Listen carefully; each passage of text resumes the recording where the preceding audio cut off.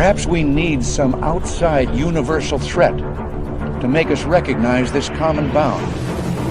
I occasionally think how quickly our differences worldwide would vanish if we were facing an alien threat from outside this world.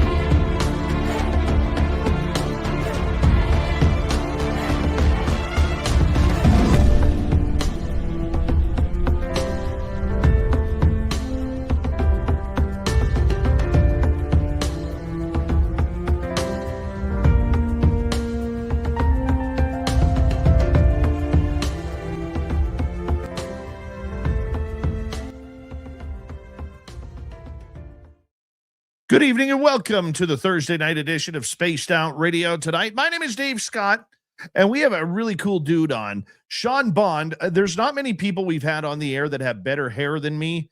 This guy kicks my ass. He kicks my ass with hair. I got him on the beard, but he's definitely got me on the hair. It's Shades of Dave 2020 back then. Yeah, it's that good. We're going to get into all sorts of psionic intention, from aliens, UFOs, mind reading, past life regression, everything with this really, really good looking dude. And then we're going to continue on with a great show. But first, let's say hello to each and every one of you. We have Kitty Caddywhack in the gold medal position, Race Fan with a silver, Tim Mothman and his goatee sharing a bronze medal tonight. Attorney at large, what the hell was that? God, I can't talk tonight. Attorney at large, Michael Morris, how are you? JSCO, nice to see you. Mel WD40 is here lubing us up for tonight's show, because you always want to go into a show nice and smooth. You don't want any of that rigidness, so thank you, Mel, for lubing us up. Robert Lamoth, Little Cam on YouTube, so excited about this show. He did 58 chin-ups in 28.4 seconds. The guy was jacked tonight, just jacked. All right, moving on. We got Race Fan. We got Necessary Dialogue. Trucker Andrew, nice to see you. Uncle Remus is here. Uncle Remus will be signing autographs after the show. Line up to the left of the studio, if you don't mind. To the left of the studio. T-Bone, my man, how are you, my friend? Thunderhead, how you doing? Mama Catherine, mwah. I love you. I love you. I hope you enjoy tonight's show, my dear. It's going to be a good one, I promise. All right, moving on down. We have Silver Cord Spiritual Science. Welcome to SOR Chat. Don't forget to hit subscribe, ring that bell. Yeah, we always say that to our new people.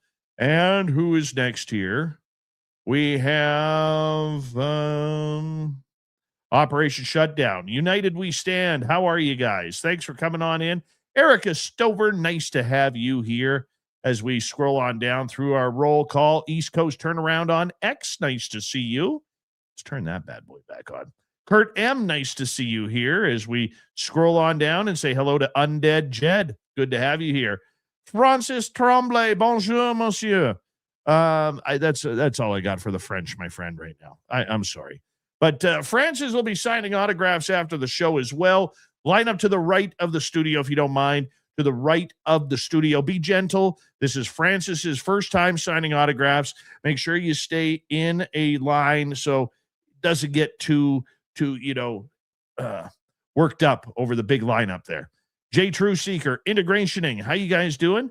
Al Garay over on Twitch, bench press 450 pounds, 137 times in 39 minutes. Good job. Good job, buddy.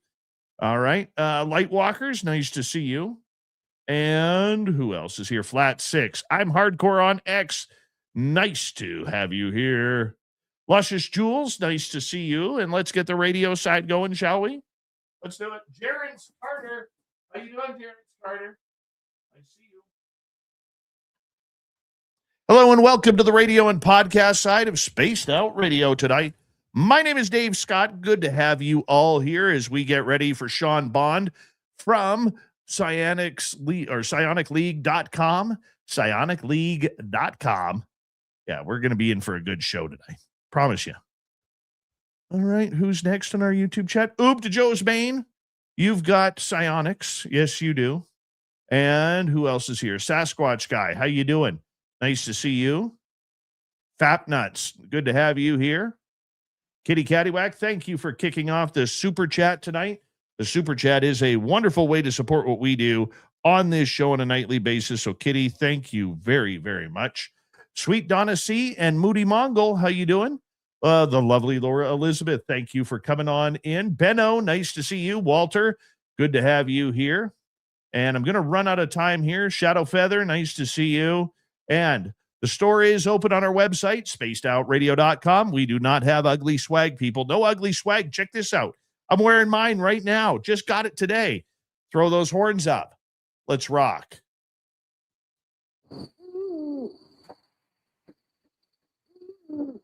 Are you ready to hear your mystic voice of the night? It's time to wake up. He's here. Be quiet. He's ready for you to listen. Let's point our ears to what's that we can have in the nose. We're together, friends.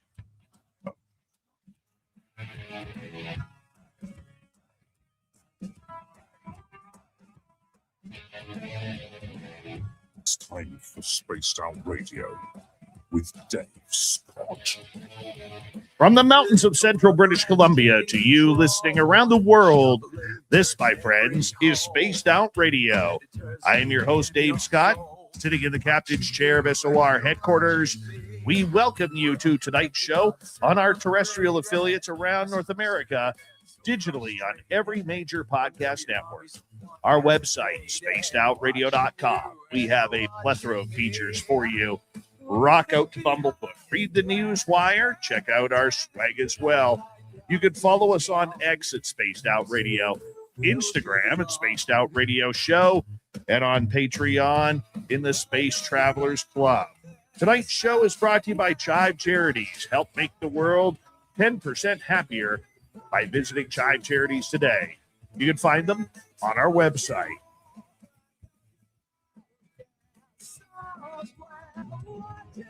We have an amazing show tonight. If you've never heard of Sean Bond, you are in for a treat. Now, our radio side won't be able to see this, but guy's got fantastic hair. Fantastic hair. I'm jealous. Very jealous. It's shades of me back in 2020. Long, flowing, not giving a care to the world, but we're going to bring Sean in to talk about his website, psionicleague.com, that gets into everything from past life readings to alien contact, Akashic records, chakra balancing. And who doesn't need a little chakra balancing in their life? Well, it's coming on up. Then in hour number 3, Swamp Dweller will be here with another creepy story. We're going to follow that up as the wizard, Josh Rutledge, will be here for the UFO report as well. So let's hop to it. Sean Bond is the founder of the Psionic League and Silver Cord Spiritual Science, where he works as a spiritual healer, a guide focused on holistic healing, personal transformation, and spiritual growth. Sean is known for helping individuals identify and resolve deep-rooted energetic and spiritual challenges by tracing issues back to their point of origin, allowing for meaningful healing on physical, emotional, and spiritual levels. Man, do I need this guy today. Holy cow, did I have one heck of a day.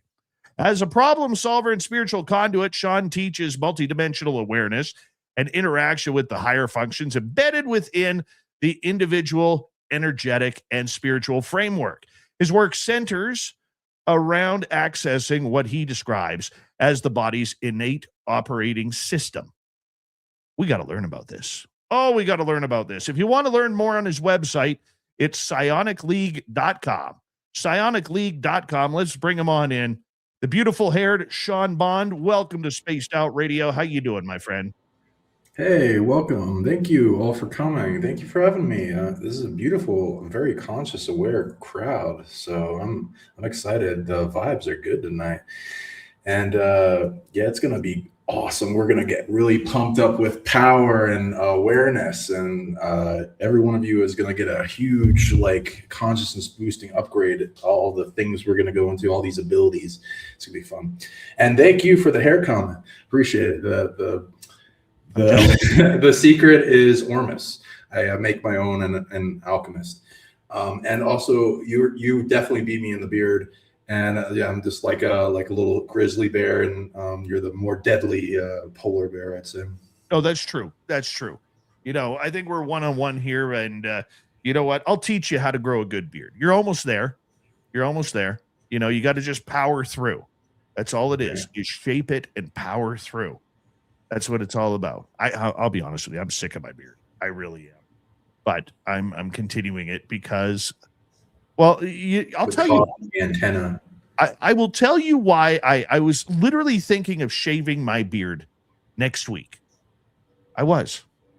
And then my dad, he's 76 years old. He'll be 77 this year.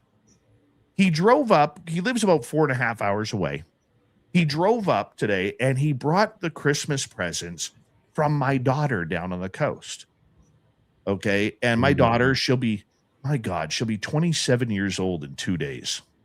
Where did that go? Anyways, whole different story. I open up one of the gifts that my daughter got me today, and it's a complete beard kit with beard oil, beard shampoo, a beard brush, a beard moisturizer. So now I can't cut it. As much as I wanted to shave my beard off, I can't now because of this. Because I can't just say, oh, honey, hey, thanks for the gift. I just shaved my beard 4 days later. Can't do that. I got screwed. Yeah, I feel you. I got the Odinson beard straightener too. And yeah, there's a lot of different little secret esoteric anatomy upgrade abilities with beards. I found there, I would just keep growing it. And I had it very long for a while. If it weren't for the irritating itching that comes from, it's like a cosmic antenna, and it does amplify my abundance. It amplifies my knowingness. It amplifies all this like consciousness to increase in coming into my body. But it's also targeted.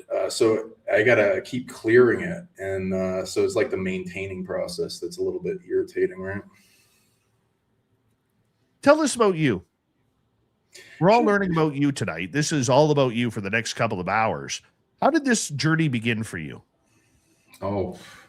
So I've been visited a bunch of times by a bunch of different multidimensional beings throughout my childhood. And it's like imaginary friends. And there's nobody you can really talk to about it. They'll just like think you're crazy or stop talking to you or change the subject. Like, oh, what's for dinner? Or, there's nothing they relate to with it. So once I get out of indoctrination school, I was able to flourish into it dramatically and had a whole bunch of visitations by angels and ETs, different types of species, even demons attacking me, and then going into like the secret space program stuff and temporal dilation where my consciousness is taken to a different place for a long period of time, come back as if I never left, having dreams that last for weeks, months, years. And it's just like, you can't go back after that point, and then just research into it. And then I got a lot of attack for like becoming aware and awakening. A lot of people out there, target individuals, know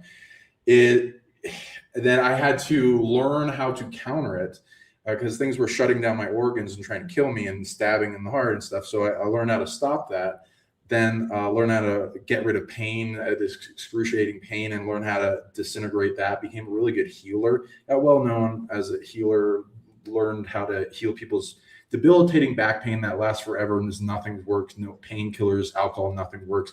Able to get rid of it for them from a distance. Able to get rid of negative emotions. Help suicidal patients. I got well known for healing targeted individuals, and then I became aware of super soldiers. Moved in with super soldiers. Became good friends with the whole community and aware of all that situation, got into the secret space program stuff and awakened in that, awakened into the different aspects of reality, going forward in safety and starting different businesses, traveled the planet to different sacred sites, pyramids, activating superpowers.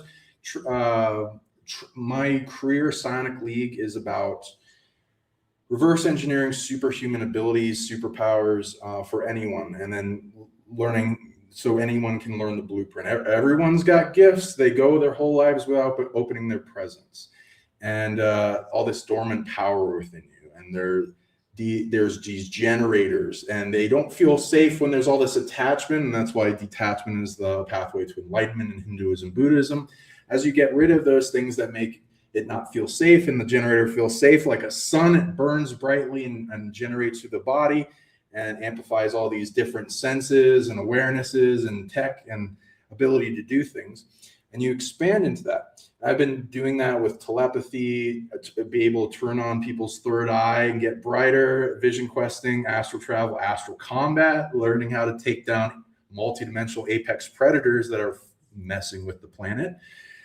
Memory retrieval, like past life memory retrieval, telepathy, abduction proofing for beings that are targeted by ETs to stop the ETs from taking them. Same thing with military abduction, and help star seeds and people that are here, anywhere they're from, why they are here, why they incarnated, where they are, what they're here to do, missions, purposes, the dormant treasure chest they have within, exploring and uncovering and archaeological digging that up, as well as recently I've been diving into real archaeology with finding ET artifacts that are being uncovered in Mexico, that it just blows apart the door hinges off of our narrative of history. And they're being found in lots of places. Farmers were finding them, digging them up when they plow their crop, and they just throw them out because they're very Catholic, so they think it's the devil. And so there's like tens of thousands of these coming out, and they're very powerful. They emit rare, crazy energy. They talk to you. I got amazing crystal skulls that give you dreams of telepathy. Visitations by ETs, levitation, dreams, telekinesis, some of the best I've ever had, and even teleportation dreams. So there's a whole swath of universe for everyone to unfold to, where it never gets boring. And once you unfold into this, you realize who you are and why you came here to be, and that it was very brave for you to come here, and that this world affects so many other places. It's like a candy store, and you get so excited. Once you open up to the phenomena, it's amazing what can come out to play. It really is, because you have no control, but you have all of these awesome little nuances and happenstances that come in and really make things take off. What was your idea back then as you were learning all of this? What was your aha moment that this was, going to be a life path, a life choice, and forever sealed and connected to you? A bunch of times. When I was a kid, I was in therapy for, I got there's thing that happened in school where all my friends went to one side of the hallway, and I was like, oh, I'm a little depressed. And so then they were telling me, what do you want to be when you grow up? What do you want to do? And I was just like, I want to be a wizard. I want to figure out like the secrets of the universe.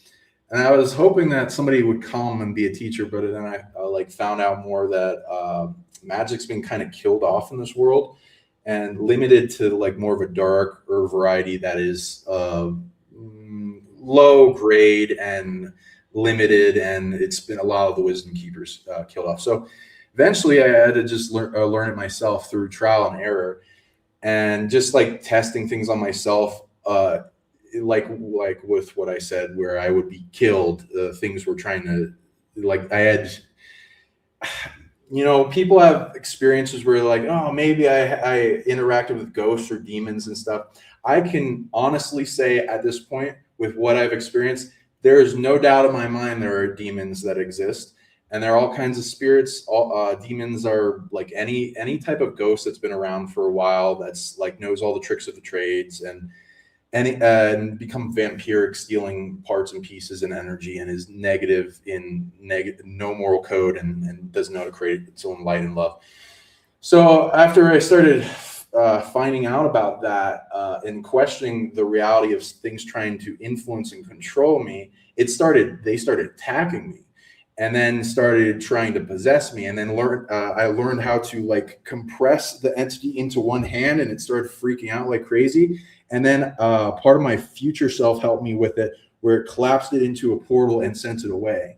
And then I also got attacked another time, and this they turned up my empathy all the way up to where I could feel everything super deeply. And it was like a blessing and a curse. A curse first, because they were also programming me to absorb negative energy, and it was very torturous, and it was like stabbing in the pain. And I was just like curled up in the shower, just like crying, like, oh, please help me, somebody help me. And then my source connection deep in my heart to God came out of my heart. Also my higher self, some future selves, and a big dragon that came out, and it told me how to say this interesting light language and do this moving mudra kind of thing that is now called finger tutting. But this happened to me like 10 years before that came out. And then it taught me how to charge up a bunch of chi in my fist and punch the being out of my field, and all this heaviness just released off me, and it became really light, and I could see like all these holograms around me. It's like, holy crap, it's real. And then I also like can tell dragons are real, all these interesting spirits. And then my telepathy turned on, like these abilities turn on like in layers. Empathy, when you can feel into things deeply, you can change them. You can also sense and translate energy coming at you, and that turns into high levels of knowingness. You can also translate communication, and that turns into telepathy, and then you build the structure for it back and forth in the vocabulary. And after you sense into the type of vocabulary and have the stream of information come to you, it gets faster. It starts slow, and then it gets faster and faster as you engage in the ability. And as frequencies come at you, like people get tinnitus, the ringing in the ears, that's like the starting for clairaudience and things. Like you can tune into that frequency and have it come up in a stream. It's something usually communicating to you either internally or externally. And then you can even bring it into your vision as if it's your radio or TV, one of those old rabbit ear TVs, bringing up a signal and bringing it up on screen. And then I trained all those, and it just ability built on another, and everyone can learn this. And it just unfolded into psychic tracking, all these beings around the planet, mythos of cryptids and mythological creatures, and seeing if they exist, and then getting beings contact me back, and then it being booming, and like where they visit me in visions and dreams and give me crazy wisdom that I wouldn't think of, that I could not think of in my wildest dreams, and getting data points on it and building up like a science. So I was very passionate about all this because it happened to me, and I don't want to do anything else because I felt this world was kind of fake. And so the same, that's one of the things I do is help people transcend the matrix, transcend suffering, and how to become their greatest self and live their happiest life. So many people are searching for answers right now because the world has become hard. It doesn't matter where you're living. If you're living in Canada, where I am, the United States, Mexico, where you are, or wherever it may be, the world has become a very difficult place. People are individualized. People have, I think, social media PTSD because they can't take themselves away from it. They can't, people are losing trust faster than they've ever lost trust before. And as a former member of the mainstream media, I can tell you, I think the media plays a giant role in that discernment as well. Spiritually, people are walking around aimlessly like zombies right now. How do you bring those people together? I know you have to do it one at a time, but how do you open up those people to say, You don't have to live like that. There is enlightenment. You know, you don't have to go down the frou-frou, woo-woo way of doing things. You can do it on your own. You know, you don't have to, you know, it's not about being a rebel. It's about being a living human being. I love that. Thank you for bringing that up. That's such a good teaching for many people. Yeah, to help with people, I would probably go into shining my light and love to them and be a sanctuary in the storm of depression to them, and show them that that is a path that can be held. And with that, the great knowledge that you don't have to rely on happiness coming to you and being stimulated by your environment. You can make it in yourself. There's all these different systems in your body and esoteric anatomy where you can turn on happiness generators, love, bliss, joy, peace, and there's where they are in locations. So to make it simple for the audience out there, you can put your ring fingers in the center of your palm, the ring finger on the same hand, and press it down into your palm chakra like a button to activate it. And then it becomes like this projector and receiver kind of portal to like a psychic vacuum, sucking away negative energy, negative emotions, negative attachment, negative entities, sending them to a bigger, higher self version of yourself that has the capability that's, you know, you connect to source, eventually going back. And you just hold it on certain organs, like the gut brain, for instance. It has 70% of the neurons in the body, and they mostly process emotion. You can see it like your supercomputer technology. All the technology external to us is a reflection of life. And the things that organic structures and systems of reverse entropy create. So your gut brain, to make it simple, when on any of the organs are, which is the hardware of your super technology of your body, is in its pure state, like you're clearing your hard drive and making the speed go up dramatically of bloatware. When it says pure state, it's at its optimal state. So you hold it with intention, bringing it focus with whatever you are having it on, attracts energy, attracts chi. And then you apply an intention to it, like healing, love, purification, and seeing it get brighter. And then you breathe into it like fanning a flame, smiling to it. And it will start to glow brighter, and it will clear from whatever black or red or brown state of it in when you see it with your inner vision. And you'll start to see any negative emotion, negative depression, overwhelm, anxiety go down, and the bliss start to turn up, as the emotions are your body communicating something to you.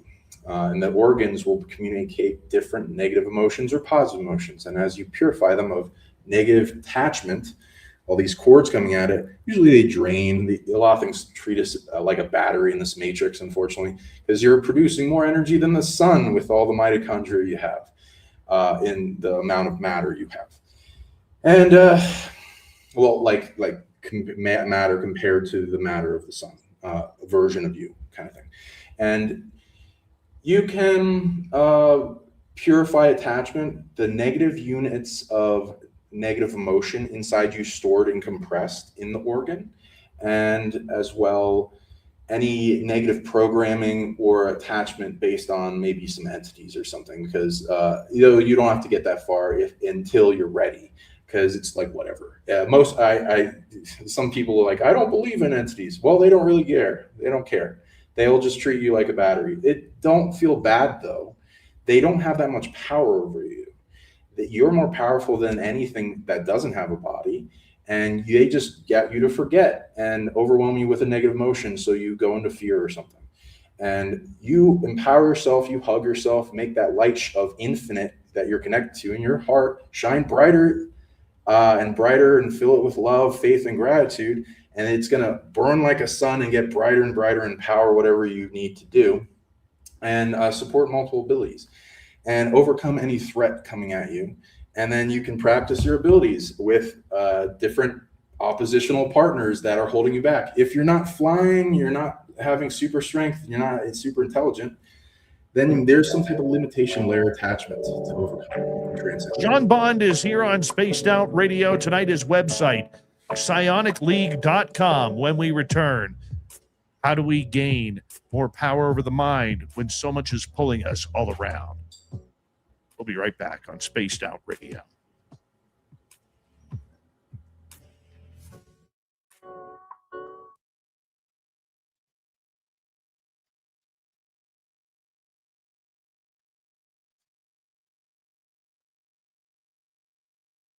All right, buddy, we are clear. Nice. That was fast first half hour, man. Yeah, you're a great host. A great audience you've cultivated, man. They're amazing. Thank I'm you. seeing a lot of comments. You got a big consciousness as well. What have you been doing on this planet? I awoken at 38 years old, and I'm now 52, and I am how can I put it? In spiritual terms, I got fast tracked, and my experiences have slowed down quite a bit over the last few years, especially the ET and UFO experiences. It's not as often as it once was, but I have a feeling I know why that's happened, and it's because Spirit knows I'm exhausted. I am completely exhausted. Ooh. And Let's go into exhaustion curing for the next part. I used to have chronic fatigue, and things would try to drain my energy, and I couldn't get out of bed. So let's go into that one for the next thing. we can go wherever you want. Yeah, that'll be fun. Yeah, and I understand. Yeah, because you're a bright light and you got rare energy, and the more rare energy you emit, things try to take it, unfortunately. And the exhaustion, heaviness, it's like weighted coats on the shoulder. So let's take some of those off, because you're also like carrying this whole timeline with you that like makes the world a better place. So thank you for doing that. Oh, you're way too kind, man. And if you knew the day that I had today, you would know what that meant to me. I had an FUCK of a day. I'm sorry. Yeah. So I appreciate you. Thank you for being so kind, man. Thank you for everything you're doing. It's like you're a way shower. Have you heard those shamans that saw the ships come to America before everyone else and they couldn't see it? It's like you have brighter eyes. You can see in the dark like an owl, and can go to where you find the things of importance out of the field of realities, and then you bring them and help them unfold into all these people that make the timeline shift dramatically. And it's like you set up this big thing that just like busts through all the stuff. It's like mining or digging through the muck for the gold nuggets, and you're building and shaping and making everyone's lives better. So thank you for that. Yeah, man. It's tough to shine sometimes. It really is. But you got to do your best, man. Got to do your best. I mean, there's a lot of good people out there. You know, I can look at how tough my life is right now. But, you know, I know that there are people, even in our chat room or listening on the podcast or YouTube side, that are in a worse situation than me, man. And if I can be, you know, that happy voice for them in the night that gives them a 3-hour break to just put all the bullshit on this to the side for a while, I'll take on that responsibility.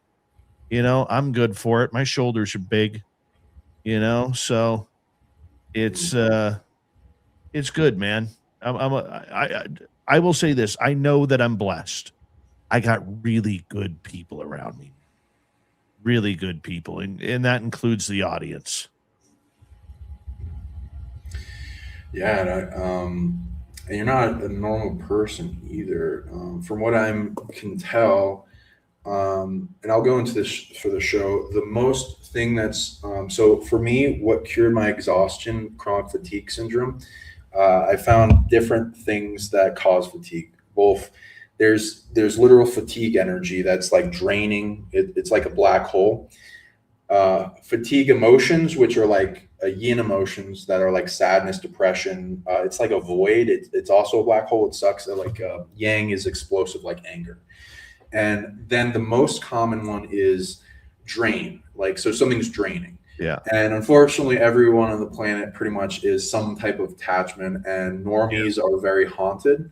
And so whenever we're interacting with them. Hold that thought, brother. I hate to cut you off. We're coming back in 5 seconds. Okay, we can go on that for the show. We can.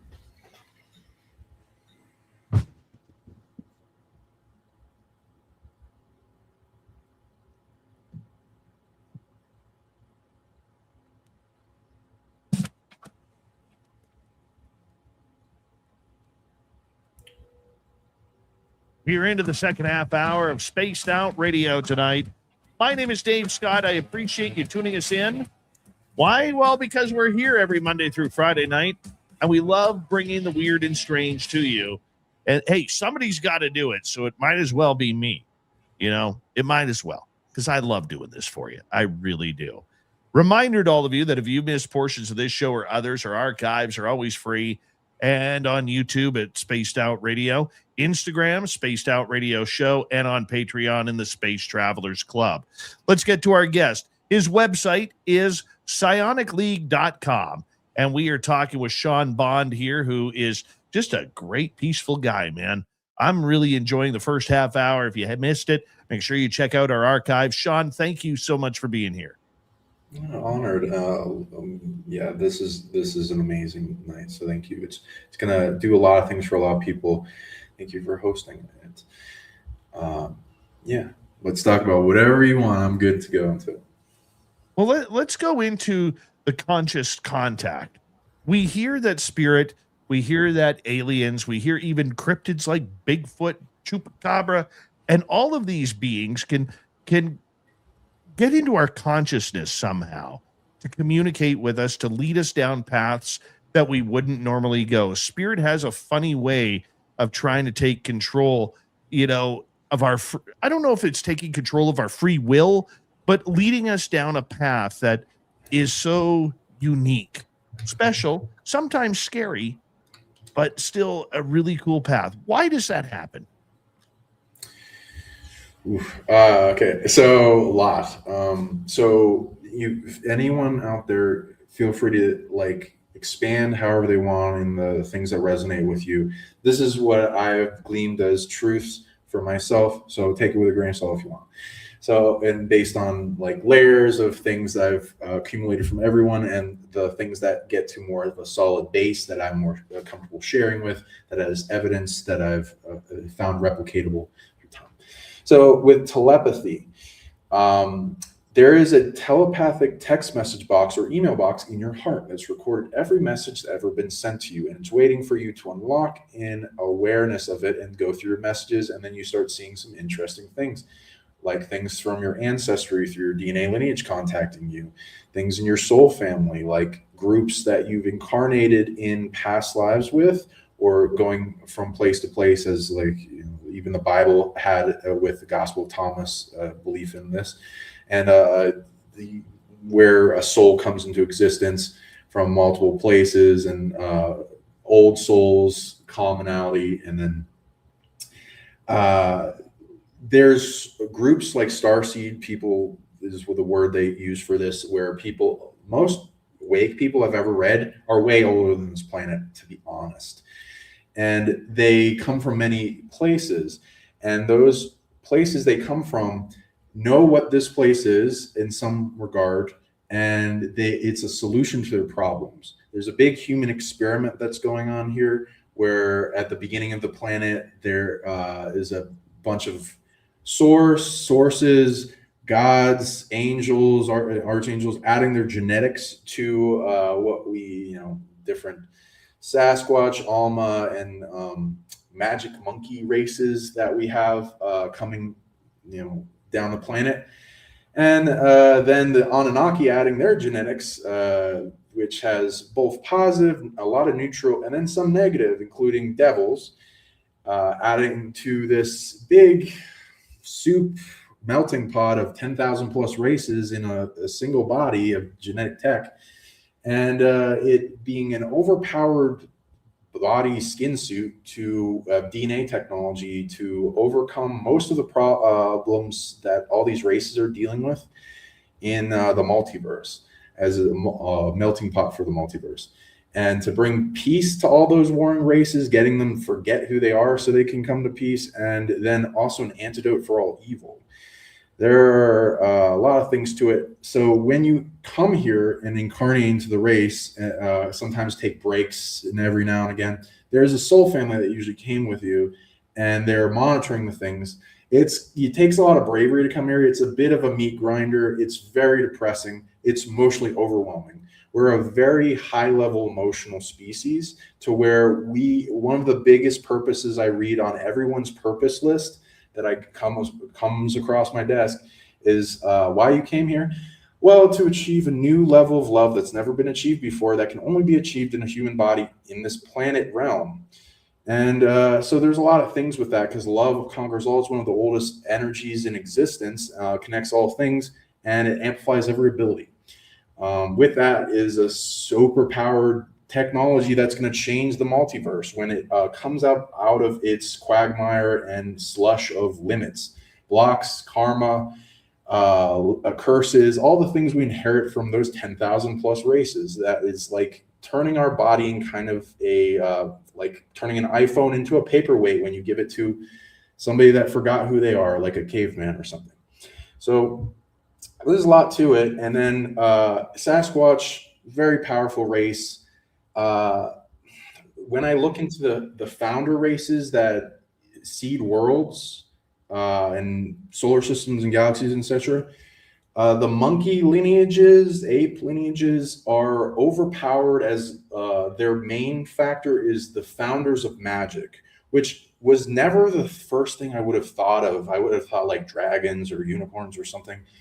But nope, they're ancient. They're even like some of their lineages go way before this universe. And so we're inheriting the founders of magic superpowered skin suit, but also mudded down into this technology that's like, to some pure versions of humanity or humanoid races, we're kind of like a mutt, but also some of them are aware of what our future is. But most races only have a piece of the puzzle of what we're in totality, because it's all kind of a secret. And each faction that input their genetics into us has this different agenda, goals, and we're like a garden that they're nurturing. And if they nurture it well, as they're kind of like distant children, then it solves all their problems as we grow, ascend, achieve greater capability, and then heal our body tech, and then explodes outward in this big soul evolutionary process that then affects the whole DNA lineages, including them, then resolves their issues. Wow. And contact us to keep that mission and team thing going. How do we keep the signal going? The signal of that connection? Because for a lot of people, we could say, and I notice myself doing this too, my man, we could say that we are interested in being a part of this. We'll start the ball rolling, but life then gets ahead of us. You know, it's kind of like going to the gym after New Year's. Many of us say, you know what, this is the year I'm going to get into shape. This is the year I'm going to drop 55.26 pounds.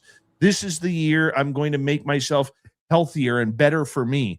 And then all of a sudden, life hits. A work schedule changes, or your kid's schedule changes, or you hurt yourself, or something happens at work that extends your hours, that throws you off this schedule that you've put. There's always something that happens that throws in that roadblock that kicks you right back.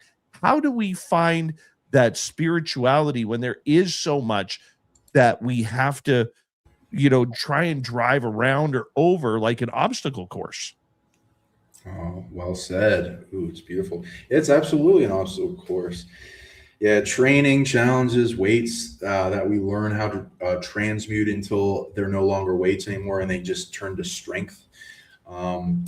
This I've found through the different timeline observations of possibilities of the future that a lot of the things people are focused on are not the full biggest concern of this planet and realm.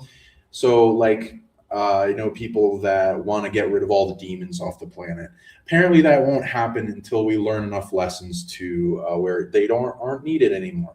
So, apparently, this realm is more interested in teaching people lessons. It's like samsara. It's one of the layers of suffering, and suffering is a lesson has lots of layers to transcend out of it, in the concepts of polarity, in like happiness versus sadness, or sickness versus healing. They're all one thing. Sickness is lack of health versus full of health, and you understanding the polarity and the spectrum of it, so that you can learn how to change and control and understand it, and then ascend and turn that block into the block to your pyramid to go higher. Each one of the things that come, which is the reality just keeps sending them at us, right?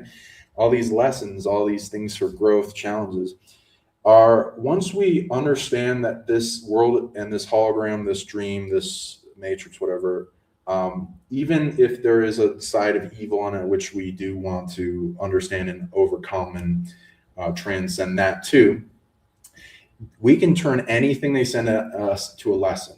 And everything in our reality comes to us as a teacher. And if we don't learn from everything in the reality, it tends to boil down to the last teacher, which is suffering.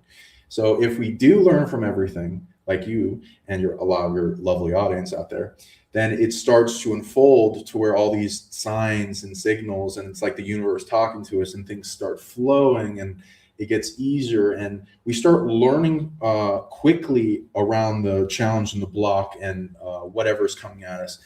And it seems that there's a cosmic orientation and manipulation or management thing going on, where things in the divine timing are set before us, even if they're a really big challenge, to where that challenge strengthened you and made you more capable, or set you in the right orientation to bring you to the next step and overcome the other challenge. Though there are things where it seems like the reality is against us and it's really coming down on us hard. And that can be something where there's other intelligence involved, which even that, where there are challenges on the chessboard where you have an opposition, like I said, when I had demons try to attack me, that itself is a thing you can overcome. And then that trains you to where you're immune to it. And then you get to a higher level where you can help other people with that. So each challenge that comes forth, even if it's like the C word, cancer, that can, a lot of the people that I see that have that, it's like a alarm clock that went off, say, okay, you needed to be a miracle healer on this timeline, and here's your challenge. If you don't, then you decided a while ago that if you don't do it in this amount of time, then you're going to try again in a different life, kind of thing.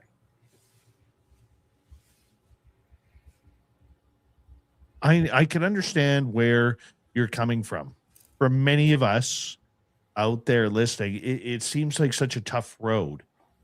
You know, I mean, it's easy to say, drop everything, do what makes you happy, find your spiritual Zen and chi place. No offense, and I don't mean to contradict with what you're saying. So as a Canadian, I'll say sorry while I ask this question, but that doesn't pay the bills. That doesn't pay the mortgage. That doesn't, put the child in hockey, or if you don't like your child, in soccer. Okay. It doesn't put your daughter in dance or pay for haircuts or groceries, and I think this is a struggle that many people rely on. And somebody like yourself, who is educated, and for the most part, I'm going to say self-educated, because you obviously, most of us go onto this path where we find our line, and we go try and find what's at the end of that line. And you seem to have been able to accomplish that, which the majority cannot. So what is your advice for people who are like, I want to, Sean, I want to be that way. I want to be able to transcend myself for the betterment of me and my family and my children growing up. But I have these realities that I can't get around. I have that $1,000 a mortgage, that $500 a month car payment. I have the insurance I need to pay for, the health care I need to pay for, the groceries. I love it. Yeah, I'm not ignoring that at all. That is actually part of the path. That is the part of the root grounding foundation that people need to go from survival to thrival. Their ability to create abundance in their life so they can support themselves and their family is an integral part of everything. And if they don't have that, then they can't make the greater part of their pyramid, and it is much needed. So I actually go into that as one of my things, is how to amplify abundance. It's like some people feel like their whole life is a struggle, like all these things come up against them, that they're cursed, there's blocking, there's like they make 2 steps forwards and 1 step back, or 3 step, whatever. And there is, when they're working and they're grinding, there's all this stress and there's this emotion that holds them back. And all those things are each a lesson that they can overcome, and they can power through with what they want. When they have a goal and they know what they want to do and they know what they need, and then they seek to reach it, and they find that goal of their greatest self, their greatest life, their greatest career, and they strive for it. They write into the reality what they want, and then they bridge what it takes to get there, and they program their life, because humans are programmable by nature. And you can be a master at any skill that you need and any passion you have, and even grow and turn on the emotions of happiness and passion and motivation and love for even anything you have capable of, to supplying your life with abundance. And yes, we have a rat race of Babylonian money magic curse, fiat currency money going on that is a little bit different than what we should have, but we can still overcome that and utilize it to support our life for the better. And that's not about ignoring it. And I completely agree with you. That is strongly important. And that's honestly one of the big things I like to focus on my channel, is getting rid of the things that are blocking you from making stronger wealth come into your life, to being that passionate, strong fire in you of will that gets things done. And the sickness, the limits, the emotion, the lack of energy don't stop you. And you're able to create that new life, and then make it to where it's like getting up a hill, and eventually you make passive income and set up your life to where it's a lot easier. And then you have more free time to do the amazing things that you see and your audience see and are researching. Let me ask you a pertinent question to what you just said. What is wealth? When you talk wealth, because when people hear the word wealth, they're automatically going to think monetary. But there's so much more to wealth. It's experience, it's knowledge, it's health, it's absolutely everything. So what is your definition, Sean, from psionicleague.com? What is your definition of wealth?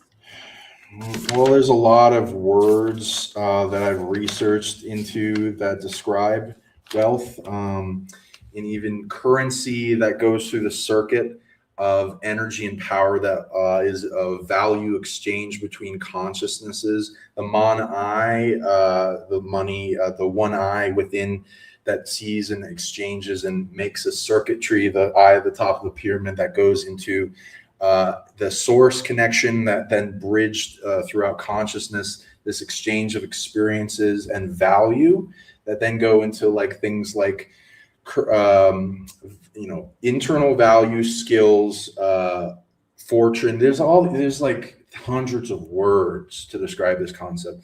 What our system of Babylonian money magic sigils are, in my best way to define it that I read into it: debt, slavery, multi-galactic, parasitic, energy harvesting, curse system of energy. And that if you overcome that so it doesn't steal your abundance, then every time you pass it along, passing around debt, which is the weird, crazy stuff of like what it does to our psionics. But if you can counter every little thing that it has coming at you, which I have taken years to define and write like tons of journals on, then I can help, and I can help anyone out there with it.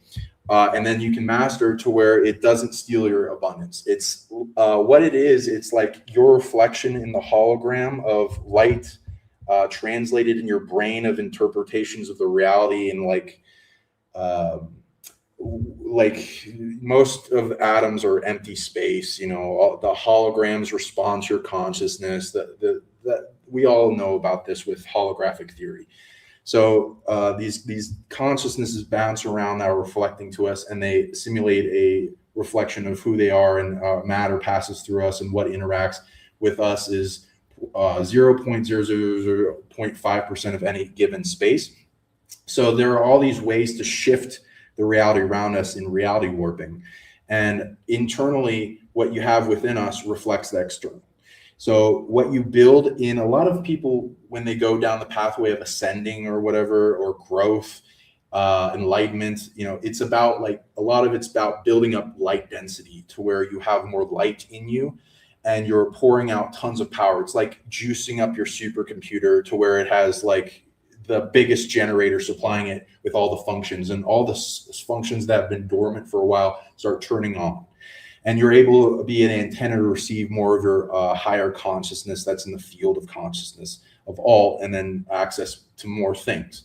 So building up this energy inside you, that like Qigong masters will go into like building Qi in the pearl, and building up in your Dantian, builds and fuels multiple abilities, such as abundance, or law of attraction, flowing circuit of projection, and then drawing back to you, manifestation, all that kind of thing, bringing people, things, places, experiences, alien artifacts into your reality, things that other people would not have, and abundance, and the capability and opportunities to build your abundance in your life.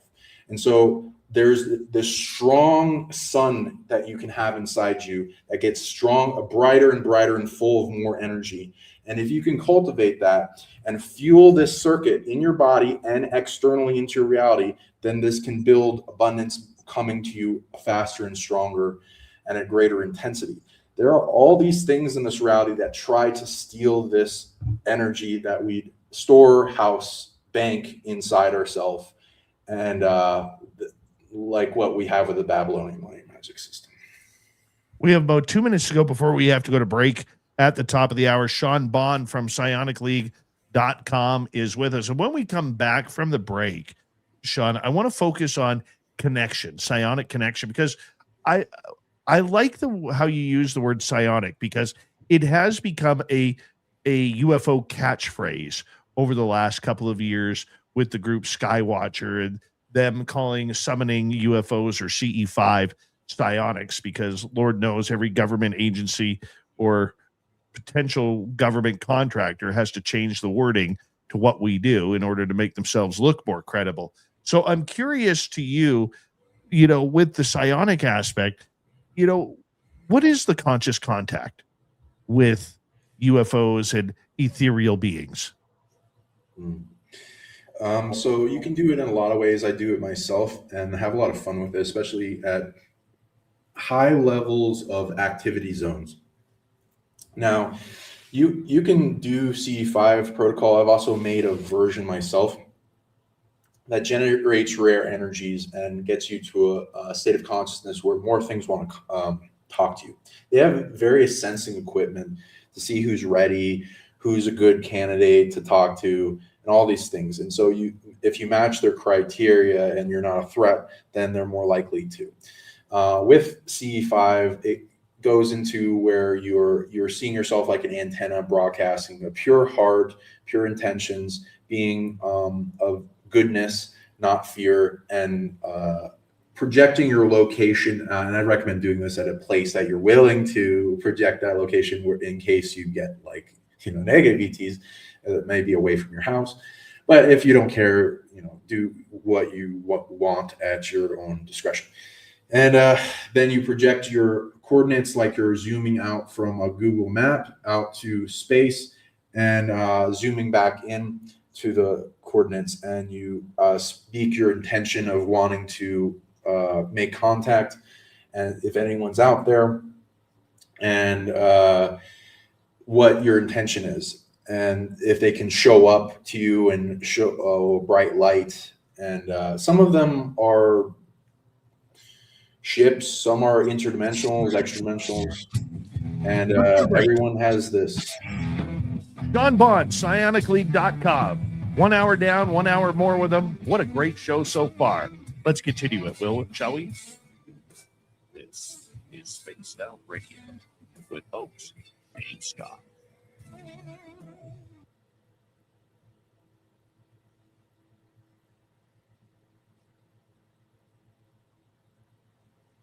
Great questions. Dude, you're doing awesome. I love you. Thank you. Thanks. Thank you. You too. I The love power of your hair. it's the power of your beard. Yeah. It brings in the best divinely timed questions. And that was also what I was going to go into. You have a planetary consciousness, it seems. Like save that for when we get back for the break. I'm going to take a quick break. I'm just going to put you in the green room. We got about 5 minutes, okay? Sounds good. Be right back, everybody.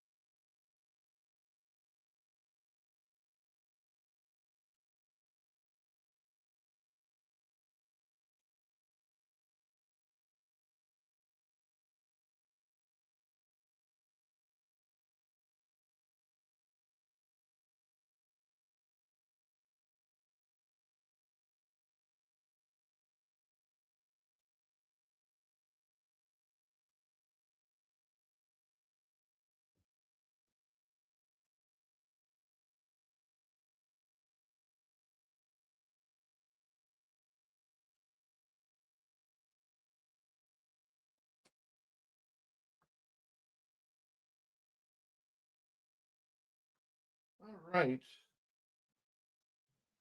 I am back. Let's bring back our guest. Everybody in the chat room, how awesome is Sean? Totally. Thank you. My brother, I could listen to you talk for a long time. I'm just sitting back and just chilling and enjoying, man. Thank you. Thank you.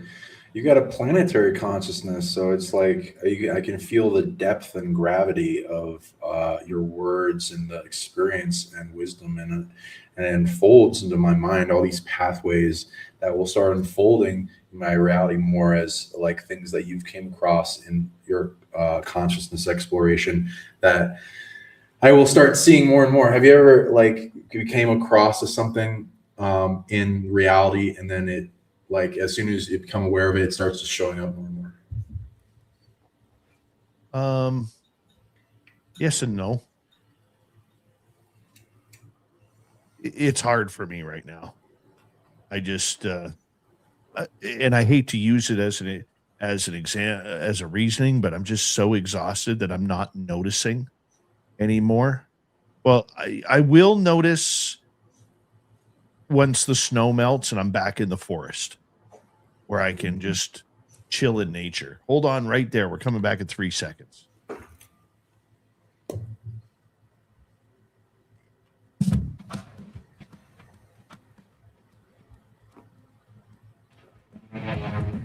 Here we go with the hour number 2 of Spaced Out Radio tonight. My name is Dave Scott. I appreciate you tuning us on in wherever you are on this beautiful planet we call Earth. Hello to everyone listening in on our terrestrial affiliates around North America, digitally on every major podcast network. Our website, spacedoutradio.com. We have a plethora of features for you. Rock out to Bumblefoot, read the news wire, check out our swag as well. Follow us on X at Spaced Out Radio, Instagram at Spaced Out Radio Show, and on Patreon in the Space Travelers Club.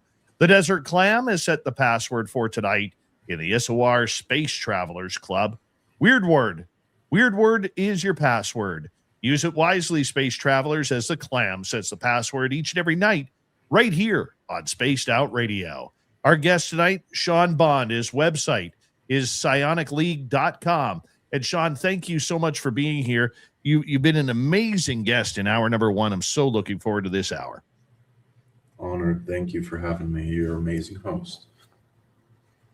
Connection to the star people, what they bring to this planet, the hidden secrets from, whether it's ancient aliens to, downloads people get. Are we really connected to the star people, aliens, extraterrestrials, NHI, whatever we want to call them? How connected are we? Very. We have their DNA. Most of the alien artifacts I've been digging up, all the species we're finding on them have added their genetics to us. So it's like a super library, supercomputer, and you can go inward in vision, bring up holograms of like show me all the rooms having to do with this and that, programming my consciousness, going into my soul, whatever. And also show me the rooms of the beings that want to contact me and have sent me a message.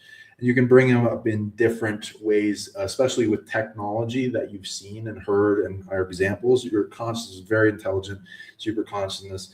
It can be like Jarvis in Iron Man and like do things for you. And as you bring up and form operating systems on how to view and see information that's waiting inside you to access.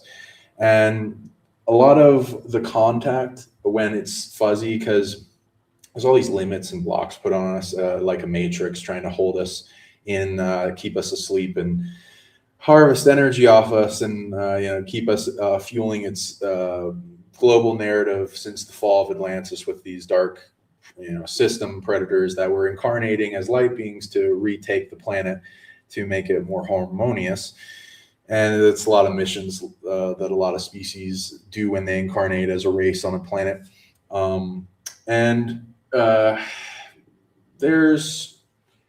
You can learn the technology how to clear these blocks.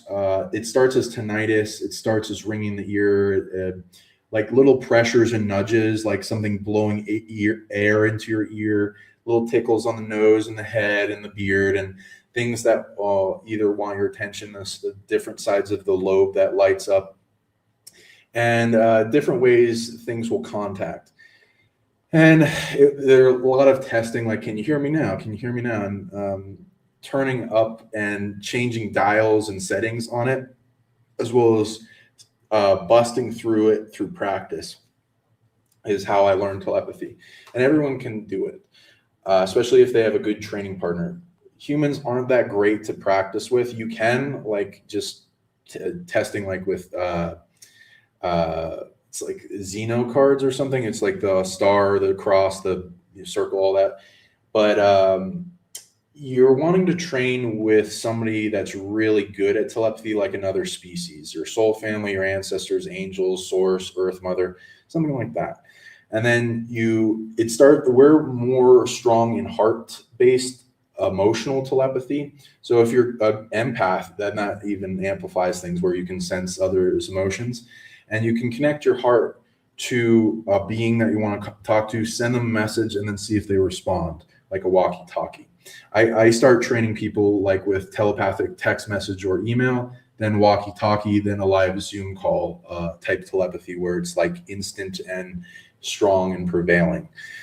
And then everyone can essentially engage in that, and they can close their eyes and turn up their the light in their mind through practice. It's like warming up the vehicle, and then they can engage both telepathy and vision, so that they get more psychic data in like ideograms and visions, and being shown stuff, and vast amounts of data coming to you from a higher dimensional being that is like feels like nothing else.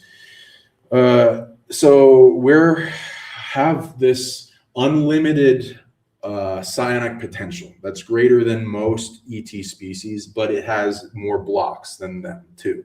So if you can get past the blocks, then you're also combining all these abilities inherited from all these races together, and then you have no limit on range, and then you can also start stacking abilities, and then it's like a commerce trade system throughout the universe, where they do something for you, you do something for them, and then a lot of what we're good at first is resolving emotional trauma, and then as you get through your gauntlet of internal challenges and overcome those, then you can do that for others, and then you do a commerce setup back and forth, and you can help all these different races.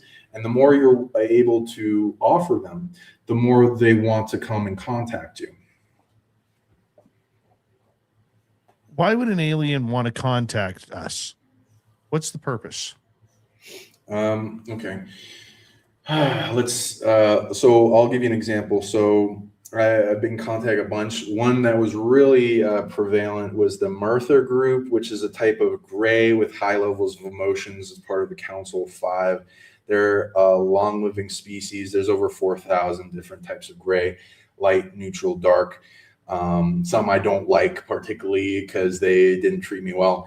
The Merthyr have always treated me well. High level of emotional telepathy. I woke up the first time I interacted with them, I woke up in a hospital bed surrounded by different ETs. One was a Merthyr female, and they all got surprised that I woke up, and they were like soothing me, like, "Oh, it's okay. We know you. We're soul family." And they were showing me instant all this knowledge and awareness and past lives, and like we're friends, and you don't have to be worried. And then they lulled me back to sleep. And now when I woke up, I was like, why they lulled me back to sleep? What the heck? And like I was skeptical, because I was like, I want to know, what I want to remember. And apparently it's very overwhelming. We're a very dramatic species. We got a lot of entanglement. It hurts them to interact with us and even come down here, as well as there's like this matrix predator big brother system that's overlooking a lot of humanity. And so if we go past what they're trying to design for us, then it attacks the race that's trying to contact us. So there's reasons, there are limits on them and why they don't want to contact us. But a lot of the time they do this temporal dilation thing, where they'll take you out of your timeline, do a bunch of things with you, like mostly soul family and missions and why you're here, have like an altar triggered in awareness of your past life with them. And then they do things with you, and then they put you back in with amnesia, as if you, with like a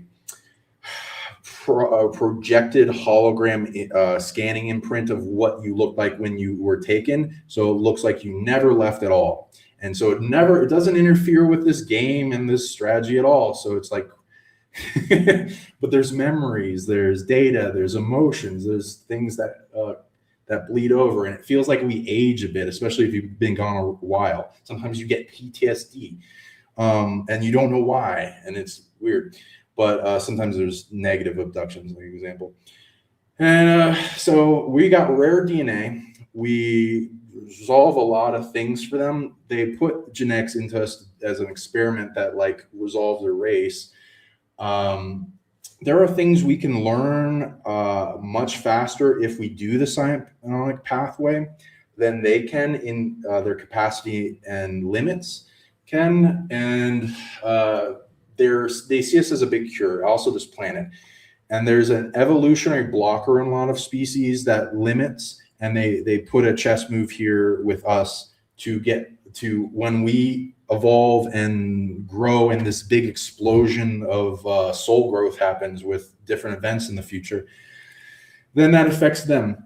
Now they also come here for like various situational solutions, and the DNA text combinations that is a project for them, and they incarnate one of their races in us, and then have it grow and awaken and evolve, and then become aware and capable. Some of the capabilities are automatic, like your higher self is a big ghost aspect of you that does chess moves around the planet, whether you know it or not. And it does things for the planet, makes it better, and does things for them. Some things need your awareness, and they're trying to grow people to get to that point. And then when they can contact them back and forth, they can let them know about why they came here, their mission, what their lives were with that species, and what they're here to do that helps that species. So you're involved in a team. So more that benefits them is who you're from in soul family, and what is the team you came here with. Some know about you already and follow you out of phase in clouds. A lot of people, especially when I go to UFO event conferences, there's all these out of phase camouflage UFOs hiding in clouds, and they do commerce with each other. But some don't fully know where you are from incarnation to incarnation. Sometimes you make a beacon for your really close soul family, and they find you right away and visit you various times in your life. And sometimes you remember it, sometimes you don't. Sometimes you have to memory retrieve it. Some people do the regression thing, and that works. Either way, you can force it open because there's more than just them limiting it. If it's such an important experience for us to have as humans, why do they not allow us recollection of what's going on? You're right. So the negative ETs don't want us to know, of course. They harvest genetics. They make augmentation experiments, cloning, limitations. They'll implant things into us. They'll monitor us. So they don't want us to know. The positive races aren't really putting that much of a blocker on us unless they really don't want to get attacked by the Matrix Big Brother system that when they put us back in, engulfs this reality. The thing that I found that makes us forget is that thing, the Matrix, that's both anchored to us and the reality. And there's systems that happen to it that are a little corrupted, like a virus came into that made it not its optimal state of being, that's holding us back. And so there's a bunch of things that need to be either resolved internally or resolved with a planet to make that system of forgetting go away. There's like a great forgetting kind of permeant energy and psionic dampeners. There's all kinds of things that are limiting us, draining from us, stealing from us, because evil doesn't earn authority, it steals us. It steals it. Good generates that internally. So the negative parasitic predators are using us to force evolve themselves. And this goes to a bunch of the war between the light and the dark. And so they're kind of keeping us like a farm, though it's not just a farm, it's not just a prison, it's also a school. There's multiple intentions from so many races here, a lot in inner earth. And so like that at any given time, it used to be in the hands of the light, and then Atlantis fall, and then the dark kind of took over. And that goes along with the precession of the equinox, the great year where we're going away from our binary star system of Sirius A. When we come close to it, golden age, more consciousness. When we're farthest away, the iron age, lower consciousness, more of the dark comes in. And we're coming out of the iron age. Let's start with an audience question here. Let's go to Jules right off the bat. Why have people started calling psi abilities psionics? Or am I missing something that makes it separate from the age-old abilities? Nice question. People can call it whatever they want. There's all kinds of different words for psychic energy, prana, chi, vril, ki, ether. You know, it's a subtle energy force skill set. Psychic abilities is the same thing as psionics. It's just less woo-woo. I use it as it's now developed as a science by the military. And they've made many projects to it where it's called psionics, and they got disclosure papers on it. So it's technically a science now, and that's the term they're using. So it's got equations for mind over matter in scions per second, and how much energy you need to produce for an output, and an equation get results such as telekinesis, remote viewing, remote influencing, even the things that are disclosed in the wacky movie that try to make it all like a jokey thing, men that stare at goats, where you can remote assassinate. There's also psychic spies. There's all this kind of stuff. So that many militaries are using it secretly, especially in the underground base thing that's going on with DUMBs, deep underground and military bases that people can look up. There's whole networks and cities, and that's technically the greater government that controls the on-surface government. And governments don't want us to know about it because it gives the people power, and they want to hold all the power. And when people know that they have power in themselves, then they become uncontrollable and mind controllable. And there's schools and all that kind of thing with super psychic kids in China. There's books about it. There's so much science into it. It's just there's tons of paid skeptics that are not real skeptics. They're more like cynical, paid by the government to just downplay all this and make it so you don't believe it's true. And then they flood that. Now, that's also a word that's heavily used in our culture, like with comics. Marvel uses it as a term for describing abilities in mutations in the genetics, though it's way beyond just genetics. So there's a lot to it. Terry is asking, what's your thoughts on the hitchhiker effect? Can you explain what you mean by the hitchhiker? Spiritual attachment that follows you home, maybe, attaches itself to you, but you don't know that it's there until you get a real long road of bad luck. Oh, beautiful. I love the question. Your audiences are awesome. Thank you, Terry Hill.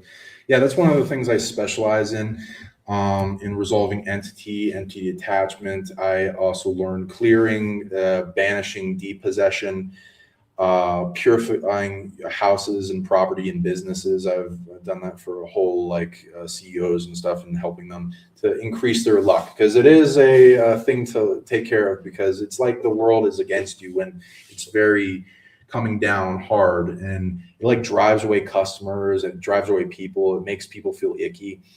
So the thing is not to get down about it. It's not to feel bad about it, to judge others. Pretty much everyone on the planet has some type of attachment.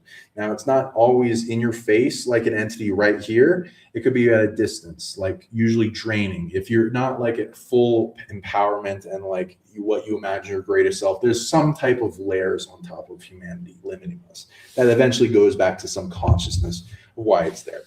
So no judgment, and understanding that everyone pretty much has something. That way, you're more powerful than any of it. And people automatically clear these things all the time. Whenever you create positive emotions in yourself, it makes the entity that's trying to attach to you feel very uncomfortable when it's a negative one, and they have to detach. So they have to try to whittle you down to a negative state and then to feed off you, because they mostly deal with feeding off of negative emotions. Positive emotions have usually a higher intelligence function that also has a defense mechanism. So surrounding yourself with things that make you happy and program your life to amplify that energetic amplification and your intention to clear, heal, purify, protect yourself. Here's some things into that, which is if you create anything in geometry, you create in astral or etheric space, it can hold information memory. So then you can project that with your mind, see it coming off your heartbeat with each beat. So it's like automatic and strong, and you can center in your heart and amplify faith, love, and gratitude, which is the fuel to your higher self, source, spirit, soul, and many abilities. It's like a reality warper that makes things better.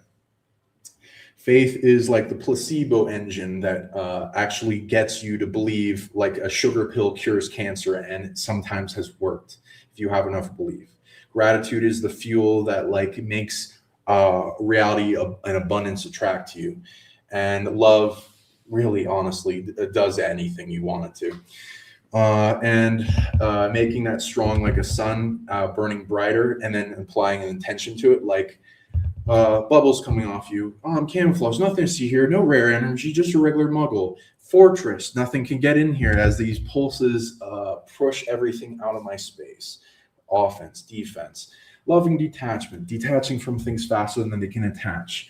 Coming to peace with them. You can even get to the heart of a demon, because all of them have a history of why they are the way they are, why they're doing evil action, which is theft or doing harm. And acceptance, love, and goodness sparking deep in their heart and shining it brightly, and then it like changes them, and they're like, oh my God, wow, you're able to reach my heart. And then it gets all the things that come at you.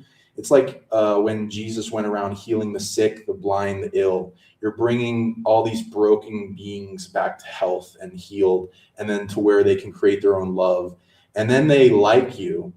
And always have boundaries, because you don't want parasites, and they got to earn your trust. But you can get everything that was ever against you, ever targeting you, ever hurting you, to turn into an ally. And then it's like the hero and the anti-hero in like a Marvel movie team up against worse evils. And it's a great way to have a foot in the physical and in the spiritual world, where you can unite and come to peace and get everything in the world, light, neutral, and dark, to like you, and then less and less wants to hold you back. Love that answer. Love that answer. Another question from our audience. We got 90 seconds left. We got to make it short. How much choice do we actually get on our path? Can we really choose freely, or is it all laid out already for us? Beautiful question. So I'm the kind of person that sees both. So I've met both people that think we have free will, some that say we don't have free will. I've seen their arguments, debates, and all this and all that, because I love understanding and shaping and making consciousness stronger. Mine is both. Technically, we're in 100% free will universe. That being said, with that comes evil jerks that want to take away your free will. And when they get strong in the system, especially on a planet that's kind of being dominated right now, and we're taking it back for the light, then they take away your free will. And when you're born into a world where we forget who you are, and all these illusions and Maya and limitations we're born into and we're breaking out of, like cages, and we're breaking out of the caretakers and the liars and the things that influence and blind us. We're all these attachments to our will, and are influencing us through mind control, emotional mind control, and influence to do different things. And as we challenge and understand what those are, because everyone has that, then we can gain full 100% free will, and you can write and define what that would mean, which would be able to challenge and do the things that like would be a test, and then go on that path despite anything that would be a push like negative emotions like fear coming in your path to hold you back from what you want to do, or anxiety that keep you from leaving, etc. Sadness. Sean, I'm going to get you to hold on right there. We're going to go to break at the bottom of the hour. Psionicleague.com. Sean Bond gets us for another 30 minutes.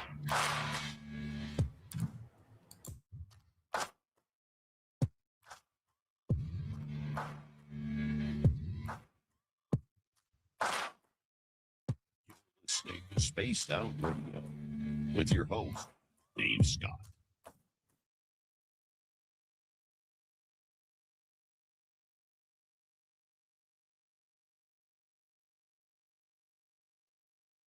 All right, my man, we are clear. Nice. Yeah. Good run so far, man. Good run so far. And yeah, I mean, like we got tons of topics we can go into, so like we may have to do something later, but I can also, I know you got a radio, but I got a lot of alien artifacts I can show too, and we can describe what's on them for your audience. Let's go there. That sounds like fun. Yep. Good morning, Skip to my Lou. And I'll go into that exhaustion and anxiety thing for you, so it helps your pathway. But yeah, we can definitely do more shows, and I'd love to have you on my show too eventually. Love to, man. Cool. Let me know. Yeah. I'll contact you after this, and I'll have you on. Please do. Please do. And we got both StreamYard, so I got a thing where I can sync up to like 8 profiles, so feel free to have it stream on yours, but I'll be wanting to interview you in your life. Yeah, it works.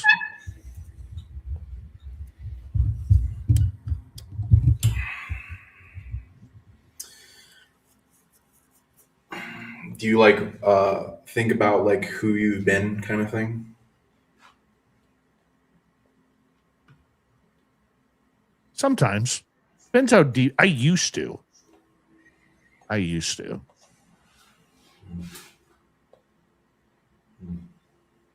haven't really, I really haven't gone down that path in a long time. Well, you have a bunch of beings that want to talk to you, and guides and ancestors, but also like versions of yourself that know about you that still exist. It's like a consciousness thing. One of you is a planet.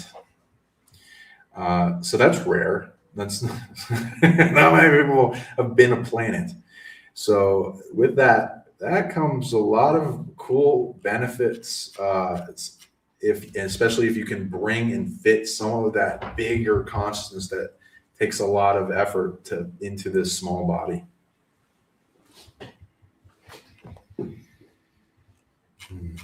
It's hard to fathom. Not trying to be too pragmatic, but it is hard to fathom. To make it easier, there's little games you can play on your computer, like Civilization. That goes into like or Civilization 5 and 6 or whatever. It goes in the concept of what would you do as a manager for a planet's surface and the civilizations thriving on it. Incarnating beings coming in, growing, evolving. You learn everything they know, and you evolve, and then you manage it. I recommend that. That will bring out a lot of this consciousness that you have inside you, that when you anchor into this body, it's like your higher self can do that and then help manage things on this planet.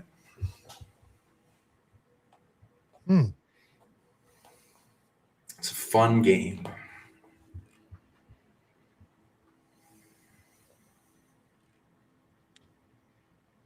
You ever played? The last time I went under or had someone read me about past lives, I've been told about 3 of them. 4 of them.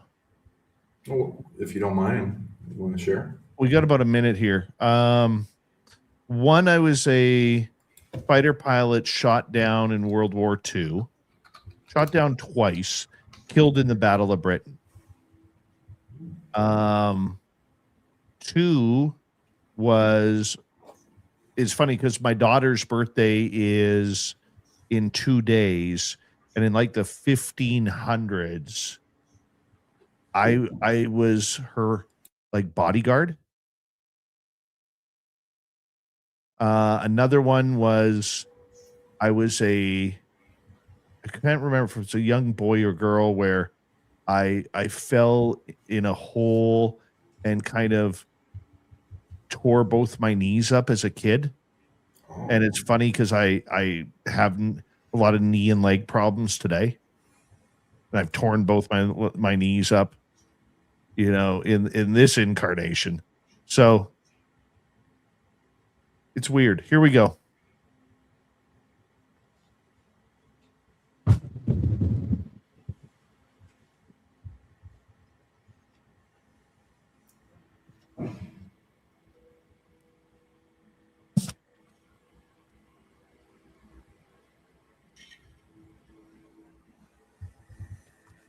We're into the second half of Spaced Out Radio.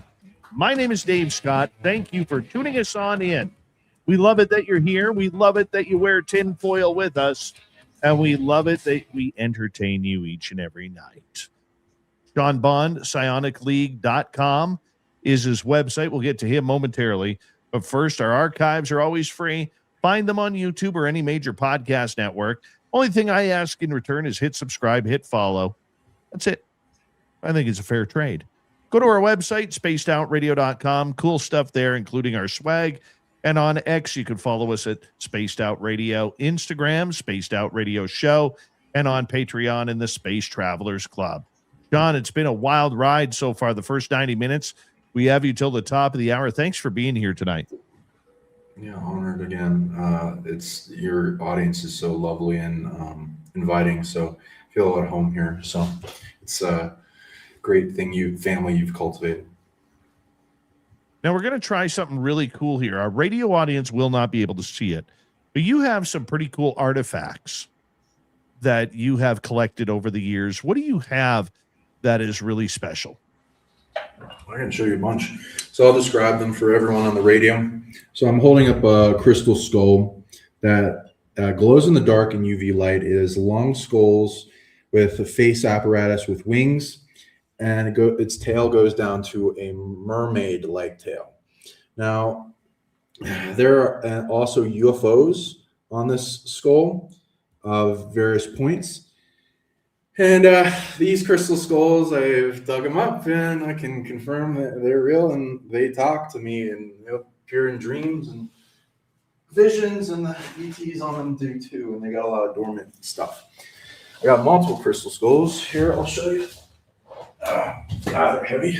Some of them are like 50 pounds or 80 pounds. So, and I'm friends with Mitchell Hedges, and we're gonna get them down here too. There's UFOs, planets, wings, long skulls. Oh my God! It also glows in the dark. Mer people, as you can see, the tail, and different types. So there's all these different. Species. Now, are those etchings inside these skulls? Yeah, carvings, various types. Here's, oh my God, some of them are very heavy. Here's a UFO, for instance. And these ones I'm finding are especially found in Tula, Hidalgo, Mexico, and Huelos. And we're finding more in more places. So here's the top, and this stone is like a limestone. It's got eagle-type people with a double eye raw of Horus. We're finding artifacts with its own language that's never been seen before other than the artifacts. Some that are Egyptian hieroglyphs and Egyptian gods, as well as Sumerian cuneiform and Sumerian gods. So it looks like they've touched down here. And before anyone's like, oh, they're fake, tens of thousands of artifacts are being found, not one the same. That would be ridiculous if you're doing a factory casting and never use the same cast again. And there's a lot of symbology and more stuff that's being done in carbon dating. Some of the carbon dating coming out is 1,000, 10,000, 18,000. One of the oldest that I've seen is 19,000 years old. And wherever they're found, they're dug up in layers. So multiple civilizations built a civilization on top of each other. And here's an Anubis-like being with a crook shank. And again, you'll see multiple objects have Egyptian-like gods, which multiple of them in multiple forms. So it seems like it's more than just one and a whole species. And here's a mermaid type. Here's the underside of the UFO. It's like curly winged long skull beings and a scarab. Now, here's the inside of it. And what is found in here is interesting and it will freak you out a little bit. There's also a Quetzalcoatl-like dragon being found on the artifact. The ET head in it blowing wind with a sun symbol. So interesting connections with Quetzalcoatl. And the Quetzalcoatl looks like the Eastern dragons. And here's the alien that was found in it, little guy. What's that look like to you? It looks like the creature from the Aliens movie. Yeah. And I actually when we first got this, I was like, no way, that's got to be fake. I found like 7+ other artifacts that have this type of being in it, and the bigger one. So it looks like there's some soft disclosure going on. Now, so like later shows, I can show those artifacts to you of the xenomorph looking ones, which freaks me out still, but we're finding more and more, and whatever. Some I've dug up out myself. So mermaid people, and for those that have seen the Boogosphere, people like dismiss it right away. I even have friends in the disclosure movie like Mike Barr and others that dismiss it right away. This is whatever. I love him. He's fine. There's onks. There's the different thing. And these UFOs are awesome. So they have a little cephalopod in them, like the movie Contact kind of thing. Arrival, actually. And here's the underside of it. It's got a double eye of Ra of Horus, and avian type being right here, symbol, with some with wings, some without wings. Some kind of look like Thoth eagles, some look like Horus, the falcons, and there's a reptoid. And I've got multiple reptoids being shown. Now, these Booga designs, which we found multiple of them on multiple artifacts and even examined by scientists that dug on virgin ground, and we documented it all, and they were like, oh my God, this would be ridiculous to fake. And like they'd have to plant objects years, and they assess that based on the plant matter growing above it, the roots, the big rocks that you have to get through. It's a pain in the ass. Oh my God. Oh, sorry. And there's like fire ants, and it hurts. And it's some of the stone you dig through, it bangs into the shovel and the pickaxe, and it reverberates through your hand. So it's just like a ridiculous amount of effort. Anyway, so your cell phone has an emergency broadcast going through. Yeah, I will see what that is. Maybe it's an earthquake. Interesting timing. Anyway, so these chips, if you go into the concept, I do work with the Boogosphere. I know Jaime Mensan, we work with the science team.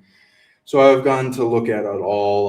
The people that try to dismiss it say it's like, oh, it's like a acetylene gas tank, and there's like rivets, and that the language on it is from a video game. And I've only been able to find that on Reddit, and there's no examples or pictures of that concept. So what we found going deeper into this, there's more evidence to back it. This language is seen as pre-Sanskrit. There's like Hindu villages that like go into it, and archaeologists and historians that go into this language, and it's found all around the planet in different sectors. And they've even translated it, and I can even give you the translation. They translated it by two pre-Sanskrit translators that weren't talking to each other separately, and they translated pretty much the same thing. Now, if you look at this, it has a chip crystalline kind of thing in it that kind of looks like windows of quartz on some obsidian or something. But if you look deeper, it actually goes deep into it, and it looks like it's multiple layers and metal.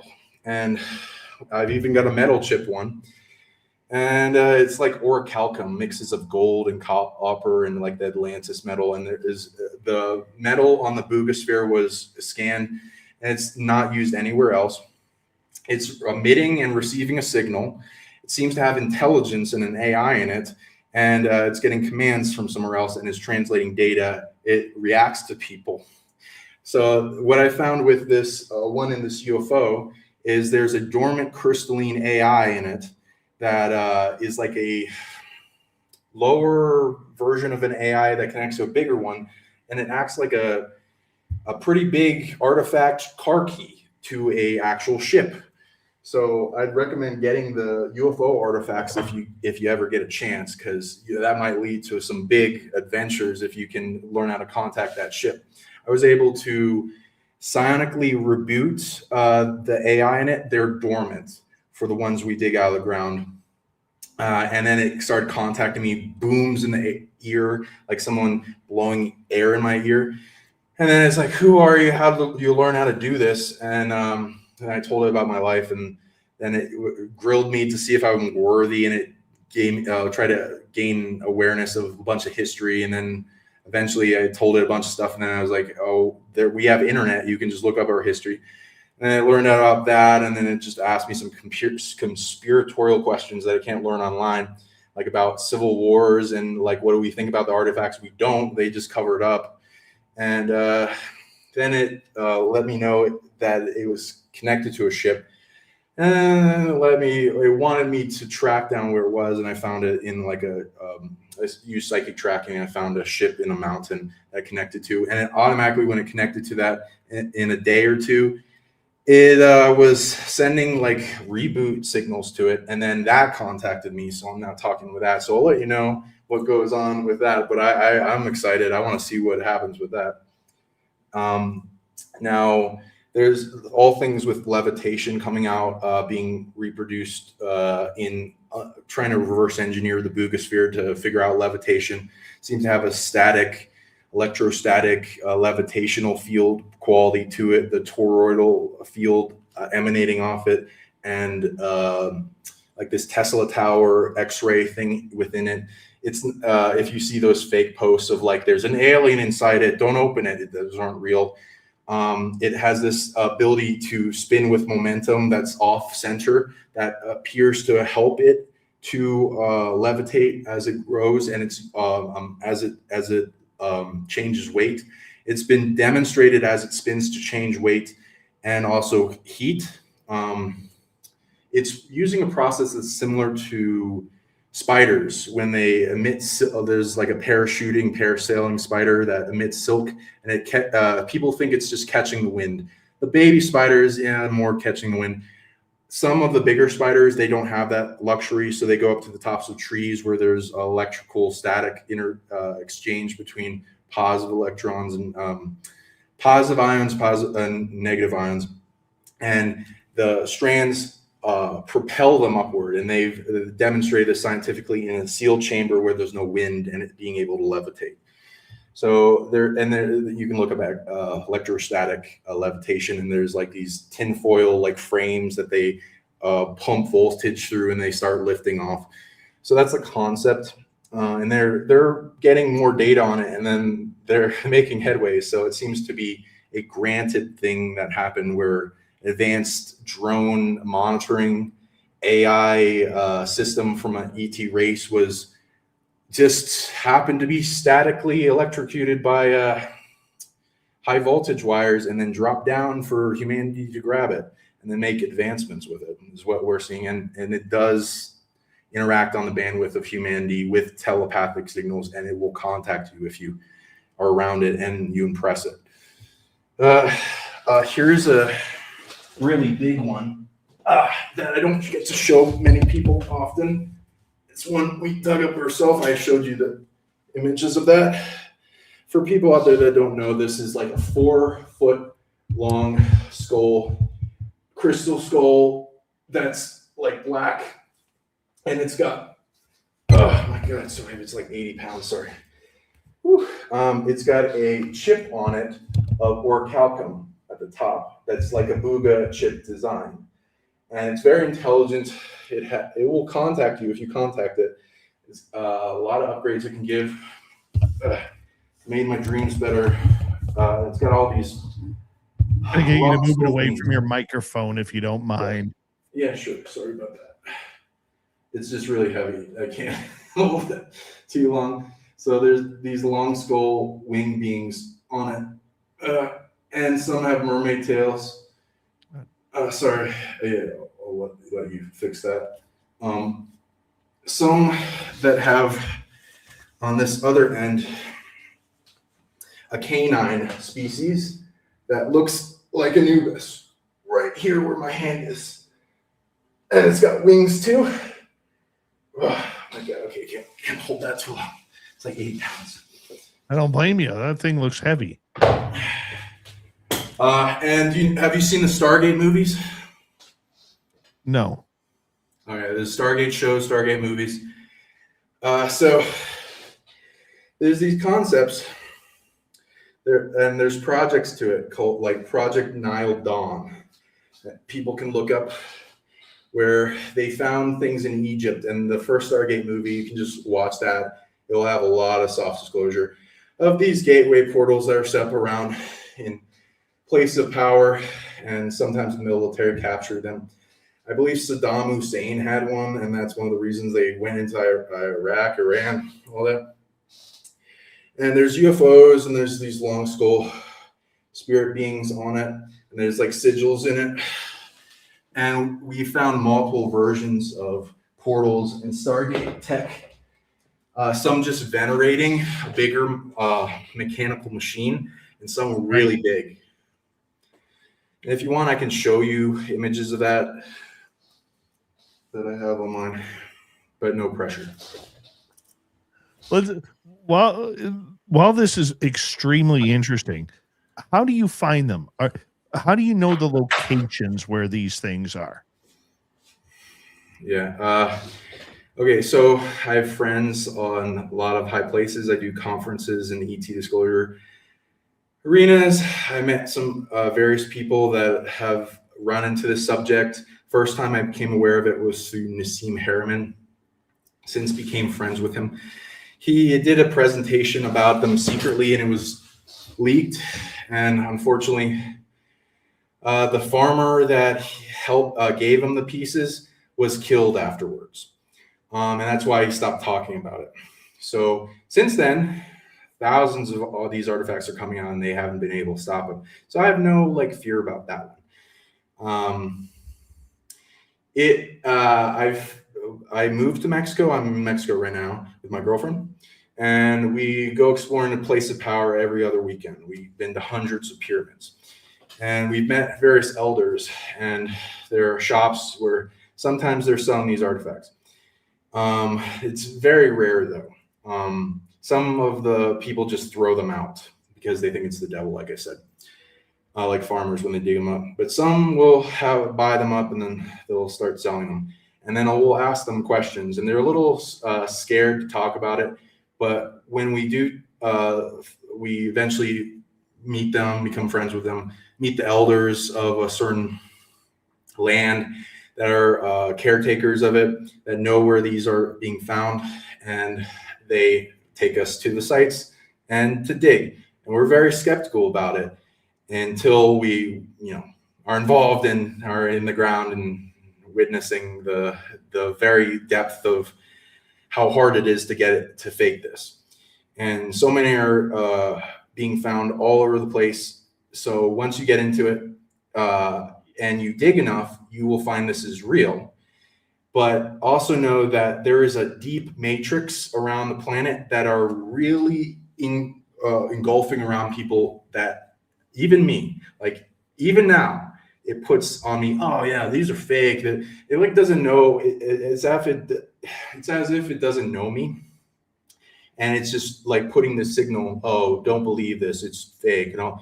And when I'm digging, it's like the matrix breaks apart, and it's like I'm using scientific method, and it's like, oh, but the patina and the moss and the roots and like this boulder I have to move, and it rolls down the hill as soon as I dig up under it. And I don't want to get in front of that boulder. It's huge. And the depth of the catacomb or tomb or whatever that's holding it, glowing in the dark, and there's all these spirits with it too, and they talk to you. It's beyond just faking. We have seen people that faked it though. It is a thing that can be faked, mostly with the crystal skulls. They're easier to fake, and you know, people make crystal skulls. And we can kind of tell when they're fake, and we don't really take them seriously unless we dig ourselves. That being said, and then also I know there are people that plant them, but they're usually only willing to do it like at least at most a year before digging it up. And then there's ways to tell with that, and like disturbances in the ground and things you can't really fake, like such as boulders that are fused together and kind of like a concrete, but it's it glows, and it's more white, all surrounding it. There's so many layers. Even some of the artifacts have such fine carving into them. You couldn't do that with a regular machine or a laser, like fingerprints. There's ones that show certain types of machinery concepts to them, and depth of language. And some of the artifacts have the Buga design that I've talked about. Yes. Some scientists have, when they dug them up, a lot of people were like, oh, these are fake. See, they have the Buga design on them. Why would they be fake? So some of the places we're digging are under trees, tree roots, these big cactus trees, and the roots are surrounding. We are like chopping through that. And the scientists have analyzed, okay, to try to fake this, it would have to have been planted here years ago. And definitely over 2 years, which is when the Bugosphere came out. And when they dug up Buga designs, that made them be like, oh my God, that must, then it couldn't have been faked. Now, that means that the Buga design is being found in multiple places in Mesoamerica. And we've confirmed that, including in both Abuelos and Tula, and in Colombia. And there's some in South America being found in artifacts, some in the Yucatan Peninsula. Now, that also being said, the things with the Buga design, I have friends you can look up on GeoAliens, alien carvings. They put up a bunch of documented evidence. If you want to go through the thousands of alien artifacts that are being found, go on Instagram, on YouTube, and subscribe to Alien Carvings and GeoAliens. And they have confirmed, and there's posting on their site of artifacts that have the Buga design chip on it before Bugosphere came out. So they confirm that. It's just people aren't researching that to realize that they've came out with it. And they didn't really know what it was before the Bugosphere came out. They were more interested in the aliens. So it's like, oh, this chip, whatever. I don't know what that is. Oh, look at all this crazy aliens on these carvings and these statues and stuff. So only once the Bugosphere came out, the people that had those artifacts were like, oh my God, I have the same thing. And then also people are digging them out now. So there seems to be a big thing in the past. We got about 30 seconds left with you tonight. I want to say a big thank you, Sean, for coming on Spaced Out Radio. Where can people find you? Thank you so much for having me. I love you. I love your audience. I'm Sean Bond, founder of psionicleague.com, PSI for Psionic. You can also reach me at psionicleague@gmail.com. Contact me, see if you want a session, clearing, healing, depossession, unlock your dormant abilities, abundance, whatever. I'm also Psionic League YouTube. There's a bunch of superhuman abilities listed in videos that you can see. And then when you see them, they download into your subconscious, and then you can start unlocking them. Sean Bond, everybody. Thank you very much. Swamp Dweller kicks off hour 3, and the Wizard is here with the UFO report. You're listening to Spaced Out Radio with your host, Dave Scott.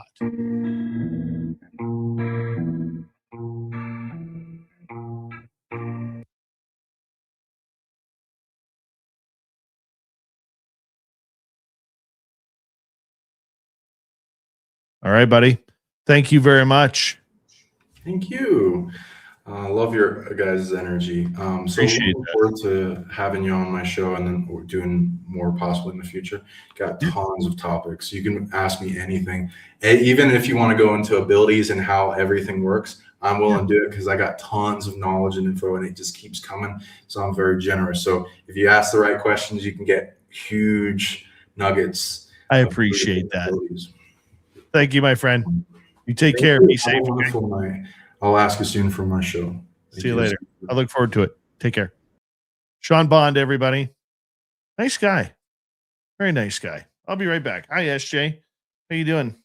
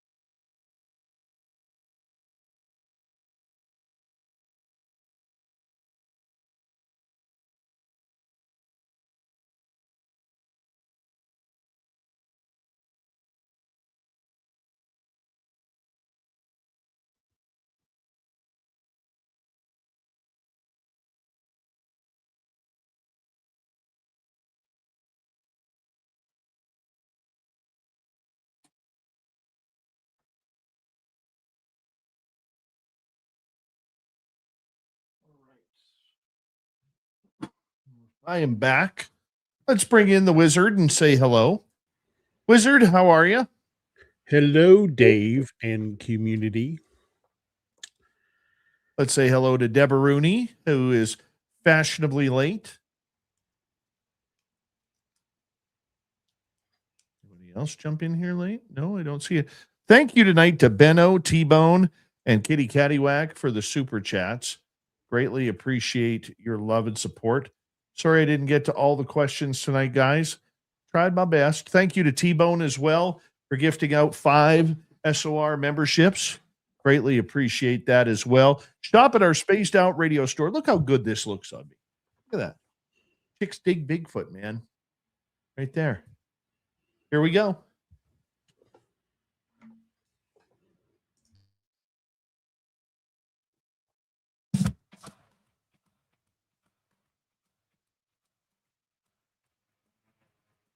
We are into the third and final hour of Spaced Out Radio. My name is Dave Scott. Great to have you with us.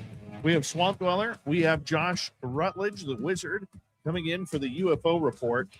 Great to have you here. So thank you so much to everyone listening in on our terrestrial affiliates around North America, digitally on every major podcast network. Our website, spacedoutradio.com. We have a plethora of features for you. Rock out to Bumblefoot, read the news wire, check out our swag as well.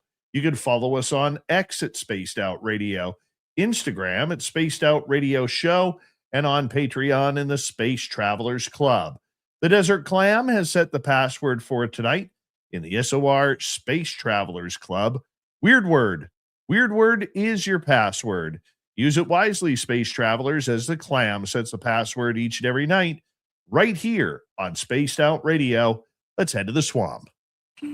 Hello and welcome to Spaced Out Radio's Swamp. I'm Swamp Dweller, and tonight I'm going to take you on a mystic journey of the unknown, sharing tales of monsters, legends, and nightmares. Welcome to the Spaced Out Radio Swamp. So before I begin, I'd like to say that I'm from Alabama, and I've only went hunting twice as a young child. I haven't been hunting in several years. I have found out what I'm going to do with my life and everything. I feel great, until the story I'm beginning to tell you right now. So, 2 weeks ago, my grandfather, uncle, and I went on a hunting trip in northeastern Arizona. I was renting a rifle from the hunting residence we were staying on for the week, and my uncle and grandfather both owned 20-gauge shotguns. The first night we went hunting, we left the condo at around 3:30 in the morning. We had to climb a tree to get to a high point, so hopefully bears couldn't get to us. Approximately 3 to 4 hours later, we could hear something big stomping around somewhere below us, about 15 to 20 feet away. We were pretty high up in the tree, so it must have been pretty big. We all just assumed it was a moose or a bear or something similar. There was a creek near us, so it could have been a crocodile or alligator, I guess. My grandfather sees a deer about 50 feet away and tells me to take the shot. I get the rifle in position and wait a second to make sure I have the perfect shot. I take the shot, and as soon as I pull the trigger, we hear the running footsteps getting closer. So we look down and around and we don't see anything. I use my rifle to see if I can find it, and it was a moose running exactly like a human towards the dead deer. My uncle and grandfather didn't believe me, so they checked themselves, and then they did. We thought it was odd, but I said I'm gonna take the shot. So I position my gun while the moose is eating the deer. Literally, as soon as I have it positioned exactly where I want to kill it, it jerks its head and looks right at me. I got so scared and jumped a little. My uncle didn't understand what happened to the moose. It must have gone back to eating the deer, and my uncle looked through the scope, and it did the exact same thing to him. We didn't understand what was going on. I took my rifle back and targeted back up, and had the moose in my sights. When I shot, I got him in the head, center of his forehead. He didn't budge. So I shot him in the same spot, and he fell to the ground. I told my uncle and my grandfather. He didn't budge the first time. I shot him in the center of his forehead. They were clueless and didn't understand why he didn't go down the first time. We climbed down the tree and went to collect the body of the deer. When we got to both, the moose and the deer were gone. The deer had tracks of blood dragged across the ground, and we followed the trail until it came to an end with just the antlers at the end of the trail. We were terrified.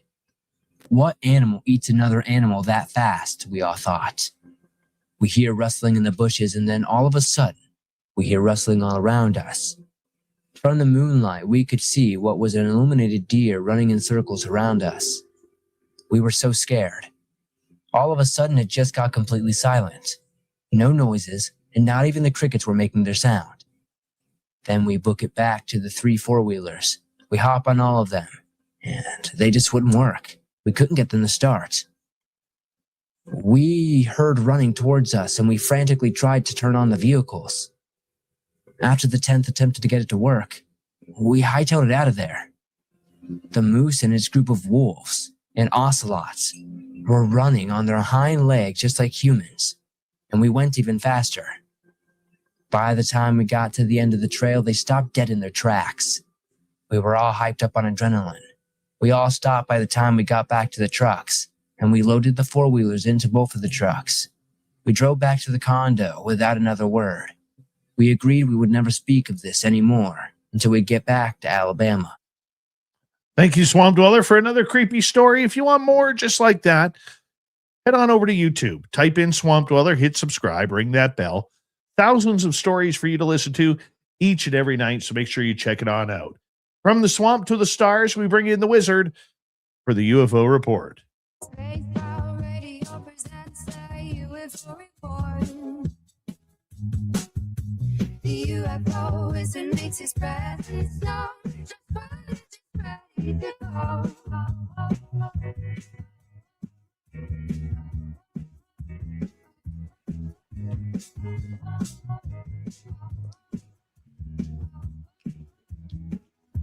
Wizard, it's always good to have you on Spaced Out Radio. How you doing, my friend? I'm doing fantastic, Dave. I'm quite excited because today the new show from Paramount, Star Trek Starfleet Academy, first two episodes were out today. I've already watched both of them. And it's going to be a great series, I think. So I'm just really excited about that.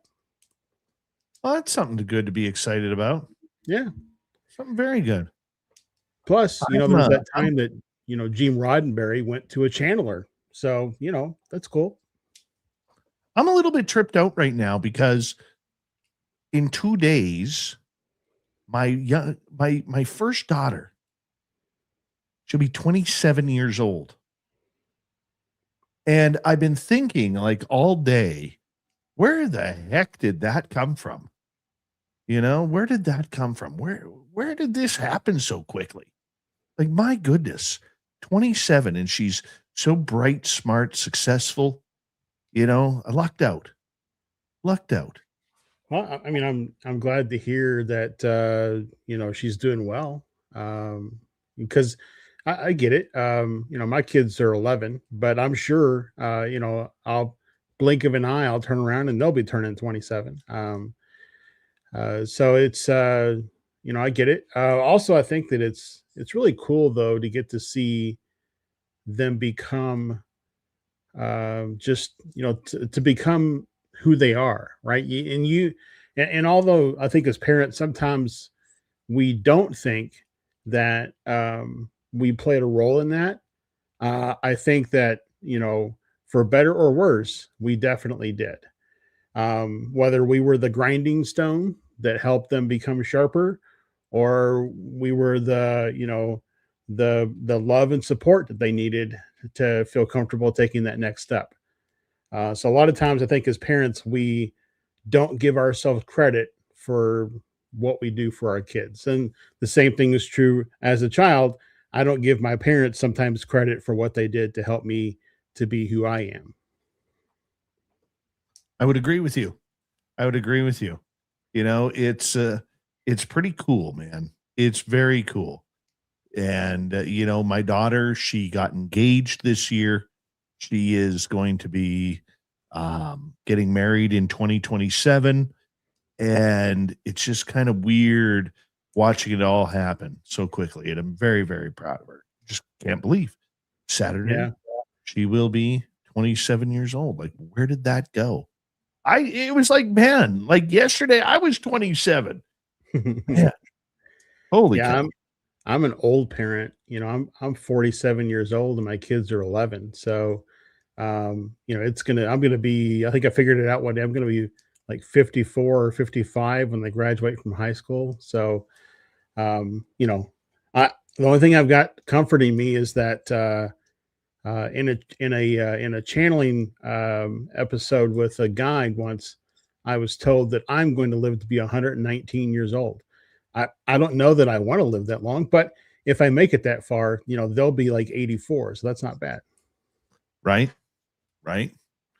I hear you, man. I hear you. Let's get to some UFO news today. There was something interesting that I caught online, which Okay. was the Soul Foundation doing a podcast interview with Dr. Eric Davis. And there was a couple of parts on that really caught my attention. So people who may not know who Dr. Eric Davis is, he's apparently a longtime government scientist who has literally been at the forefront of the UFO field. Everybody knows his name, but he doesn't really talk publicly about what he's learned over the years. And there was a couple of things he said to me, but I'm curious in that interview, what stood out for you? Wow, a number of things. First of all, he was apparently a key member of the NIDS, NIDS, that was stood up. This was actually if you don't know what NIDS is, this was by the Bigelow Group in connection with the ALSAT program that was run in the government. Robert Bigelow won the contract. This is talked about quite heavily in the book Skinwalker at the Pentagon. But anyways, Eric Davis was apparently a key member from the scientific community on that NIDS team. And as a part of that, he interviewed a lot of people. And also in that interview the Soul team put out, he mentioned that a lot of the content that Grush has about the legacy program came from Eric Davis. Yeah, he's a very, very unique and trying individual. From what I've heard, I've never spoken to the man, but from what I hear, he can be a little standoffish, shall we say, especially about this topic. He doesn't like talking about it, but his life is surrounded by it, at least talking about it publicly. So this was actually an extra special moment that we had listening to him. One of the stories that caught my attention about this was going back to the 1960s with the Holloman Air Force Base incident.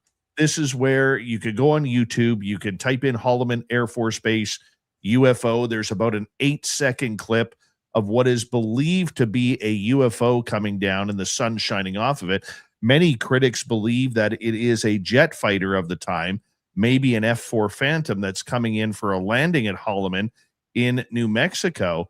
But allegedly, this story goes a little bit further because the UFO landed, according to Davis, and a tall Nordic-like being looking like a tall, blonde, person from Denmark or Sweden or, one of those Nordic countries got out, apparently had some sort of device over his mouth.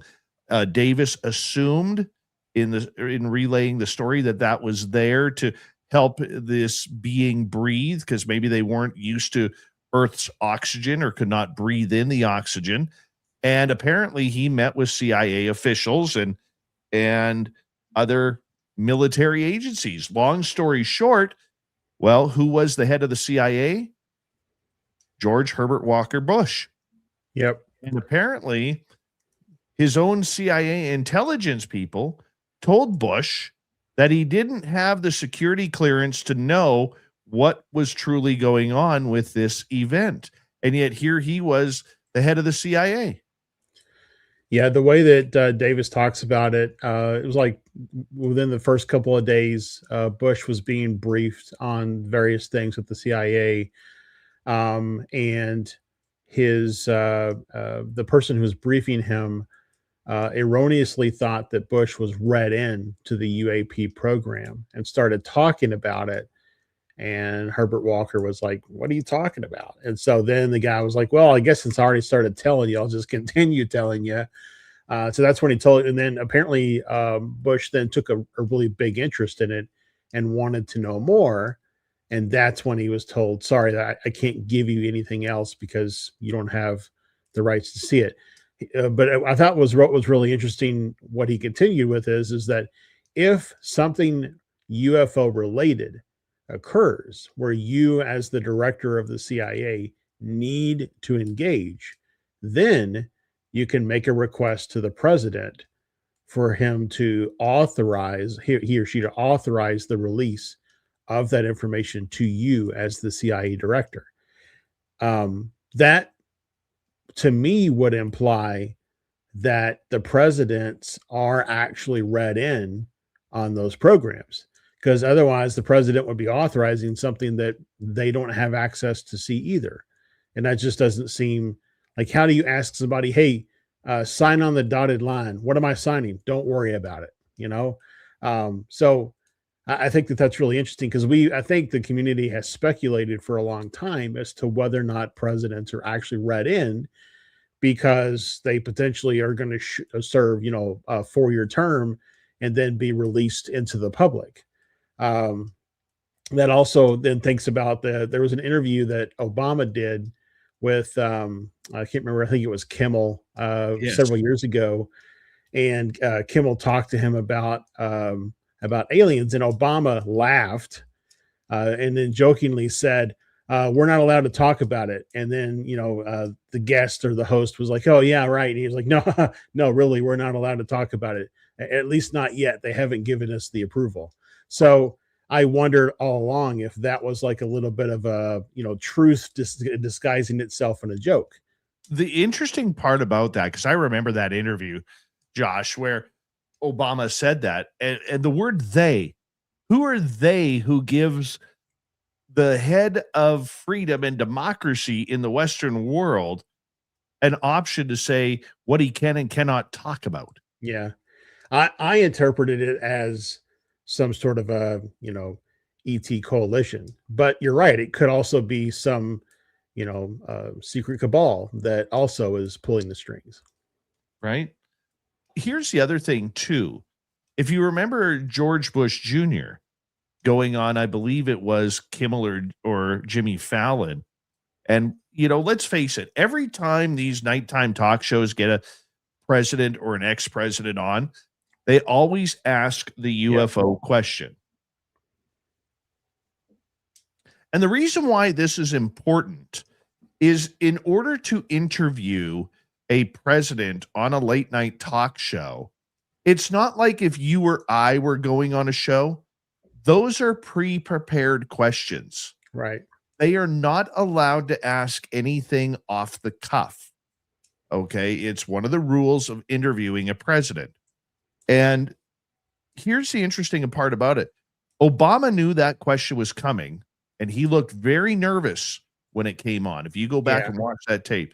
And George Bush Jr., knowing that dad went through this with Holloman Air Force Base, maybe other things, he said absolutely not. He would not talk about the subject, even though he knew the question was coming. And I think the follow-up question, and please don't quote me on it, I'm paraphrasing here, was something along the lines of, if you did know something, would you tell the public? And he's like, no. Yeah. Not at all. Yep. I also think you bring up a good point of the questions are planned ahead of time, but I also think that it's one of those things where the questions are planned, but not the order in which they're asked. And so if you, are asking questions that are eliciting a more free-flowing exchange of information, let's say, and then you toss in the one that you don't expect to get a good answer on, maybe you take a chance and you catch them off guard and they respond like Obama did. Clinton was also asked, like you'd say, I think he was asked on David Letterman about the question, and he kind of gave a similar, more dry response. But yeah, you're right. I mean, it's, um, I don't know what to, I mean, bottom line, I think with Eric Davis's conversation around, what H.W. Bush could get access to as a CIA director, I think that proves to us, or it proves to me anyway, if I base solely on Eric Davis's testimony, that the presidents are read in to some level on the UAP program. I would say that I would agree with you on that, but I also do believe that there are presidents out there who don't want anything to do with the subject. Maybe they don't believe it. Maybe it's just their choice, where, love or hate Trump, he has come out and stated that he's not interested in the topic. Now, whether he is or not, because he says he believes his fighter pilots. In fact, he said that he once, talked to 4 or 5 different fighter pilots, and they're really good looking fighter pilots, really good looking. And, and they were telling him stories about what they seen in the sky regarding UFOs. And he said, I believe them, but me personally, I don't really believe that there's anything there. Now, he could be telling the truth. He could be pulling our leg, but I'm sure there's presidents who just don't want to deal with the subject. You never heard Joe Biden talk about the subject. You never really heard, out before Ronald Reagan and Jimmy Carter, you never really heard presidents talking about it publicly. Yeah, maybe it could be a combination of things, where they're not interested, or it pushes against the boundaries of their belief system, and so they're just not ready personally to take on that conversation. Because even though they're presidents, they're also at the end of the day people, and we all have to deal with our exposure to the phenomenon in our own way. I thought was really interesting. Eric Davis also talks about another president that also was aware of the UAP topic, and that was Carter. And in that discussion around Carter's awareness of the UAP topic, it was apparently brought to him as a part of an economic briefing. And they passed around, these are Davis's words in the interview, they passed around several notepads documenting what they had discussed. Then somebody consolidated the words across the various notepads into a single notepad entry document. Then that was typed up, and apparently that memo was what was sent to that gentleman in New Mexico who, put it out online as the MJ-12, what's known as the kind of the MJ-12 document. So Eric Davis basically in this interview is saying that MJ-12 document is real and it's valid, and he has secondhand knowledge of Jimmy Carter receiving the briefing where that MJ-12 document was drafted. Incredible. Let's continue with this because there's a couple more points on Eric Davis that I want to get to before we move on the UFO report. It just amazes me. I mean, think about this, people. He talks about a pact since the 1940s with Russia on UFOs. We got to talk about that with the wizard next on Spaced Out Radio.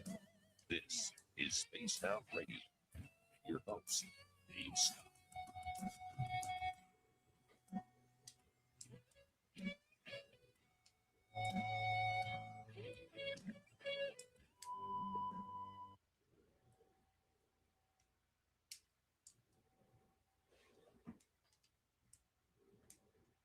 By the way, I need a favor from our audience because you guys are really good at this. Apparently, the Rick Beato, Beato, YouTube channel did an interview with Ron Bumblefoot Thal. It's about an hour and 17 minutes long. I went looking for it last night after the show. I stayed up for a while trying to find it, but I couldn't find the clip. I've had a few people mention to me that they watched that interview with Bumblefoot, and he actually mentioned Spaced Out Radio in that interview. I'd love to find that clip if you don't mind. So if you guys can find it where it is, please message me and let me know. That would be cool. Very cool.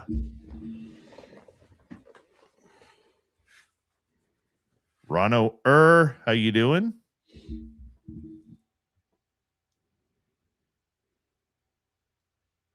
Okay, Josh, it's that time of the night. We ask you for the temperature update.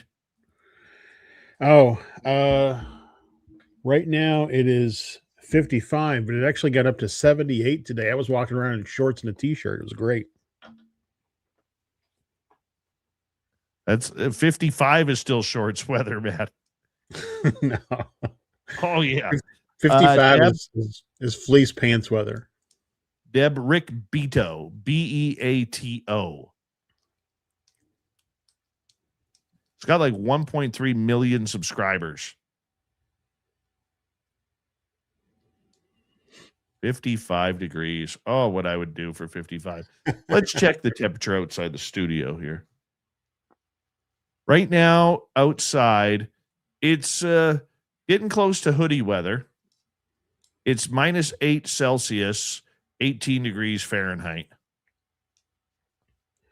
Like, I know all you folks hear me say 55 and you're like, oh my God, that's like totally not. But you have to realize that in Phoenix in the summertime, it gets up to like 120 or more. Like, last year in July, we broke a record for the number of days above 115. So, like, when I first came here from Kentucky, 55 was nothing. I would have been outside in shorts and a t-shirt. But now I've been here almost 4 years and my body has adjusted. And so because I've gone through a couple of really high temperature summers, now 55 feels cold. It's science, Dave. Right? Give me 2 seconds because Jules just sent me the clip here. I haven't heard it yet.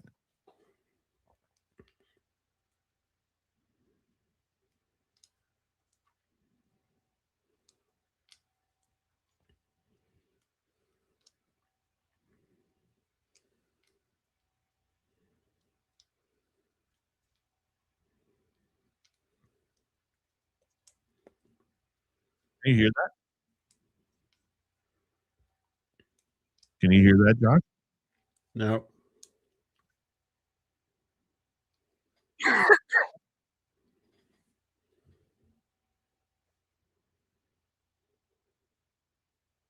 See if I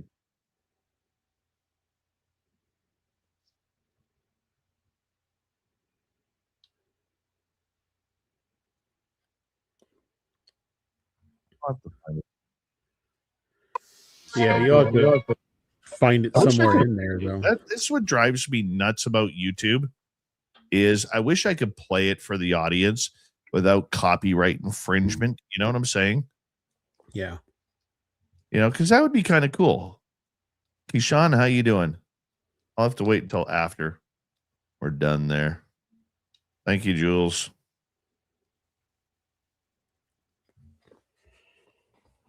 It was a whole interview. You only sent me a part of it. I'm trying to find the clip where he mentioned Spaced Out Radio. That's the clip I'm trying to find.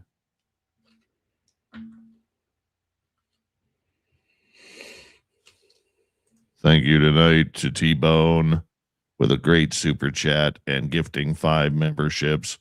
Thank you, Kitty Cattywack. Thank you, Benno from Australia.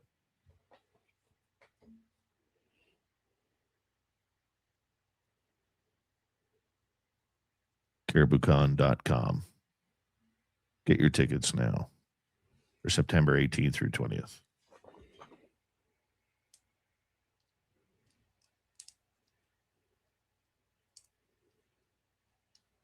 Be a deer. Get your tickets. Yeah. Do that. Make Josh happy. Get your tickets. If you want to send me a ticket, that'd be great. Okay, here we go, buddy.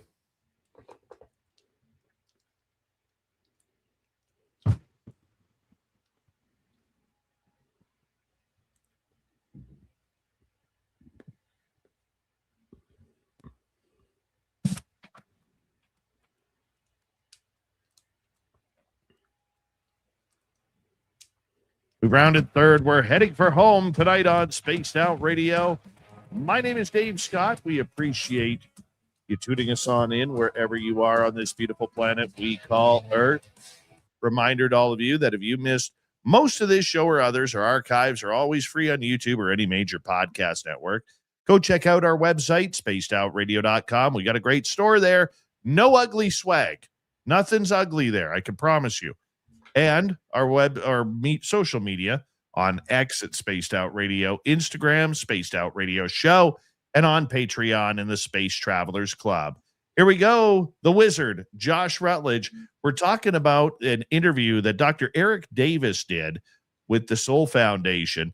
And one of the pieces of information that really caught me off guard a little bit here, because I had heard about this, but apparently, according to Davis, in this really, really intimate, historic interview, and I call it historic because he dropped a lot of really good intel here, my friend. Yeah. He says that the United States and Russia have had a joint secret pact on UFO technology since the 1940s. Now, I had heard about this before, and if you look at the space program, we can do whatever we want on Earth. Russia can talk tough. The United States can talk tough. You know, space pirates, according to Ted Cruz in Texas, can talk tough. There's a lot of people who can talk tough here, but there's very few countries that actually have the toys to make that happen. And if you look at the space program, like the International Space Station, when the United States couldn't get their astronauts up there because they had shuttled the shuttle program. Notice the play on words there. Shuttled the shuttle program. Probably should have said scuttled. Yeah. Shuttled, but I just wanted to do that because it's fun. Okay. What happens there is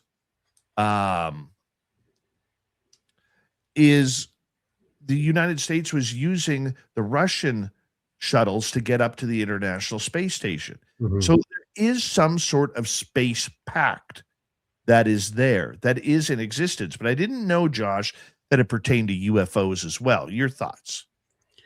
Yeah, I thought that was really an interesting drop. The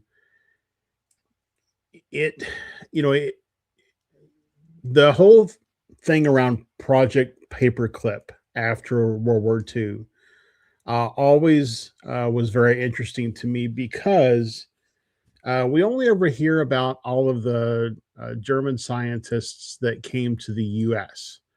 But it really makes me wonder if there was like basically like a German scientist draft, and all the countries got to go around and pick the scientists that they wanted to come to their country to help them do, spacey things.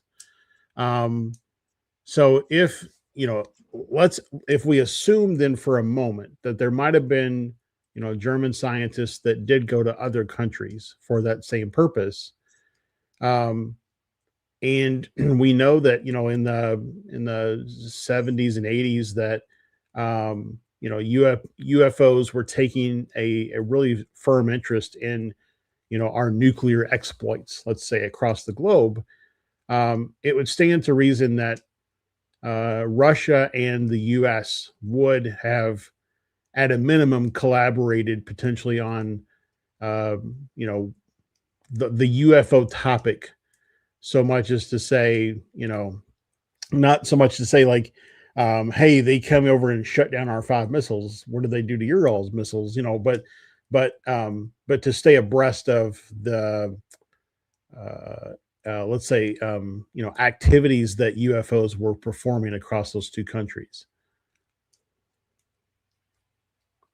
Do you think then that they are sharing the UFO information? And maybe I'm hypothesizing here. Mm-hmm.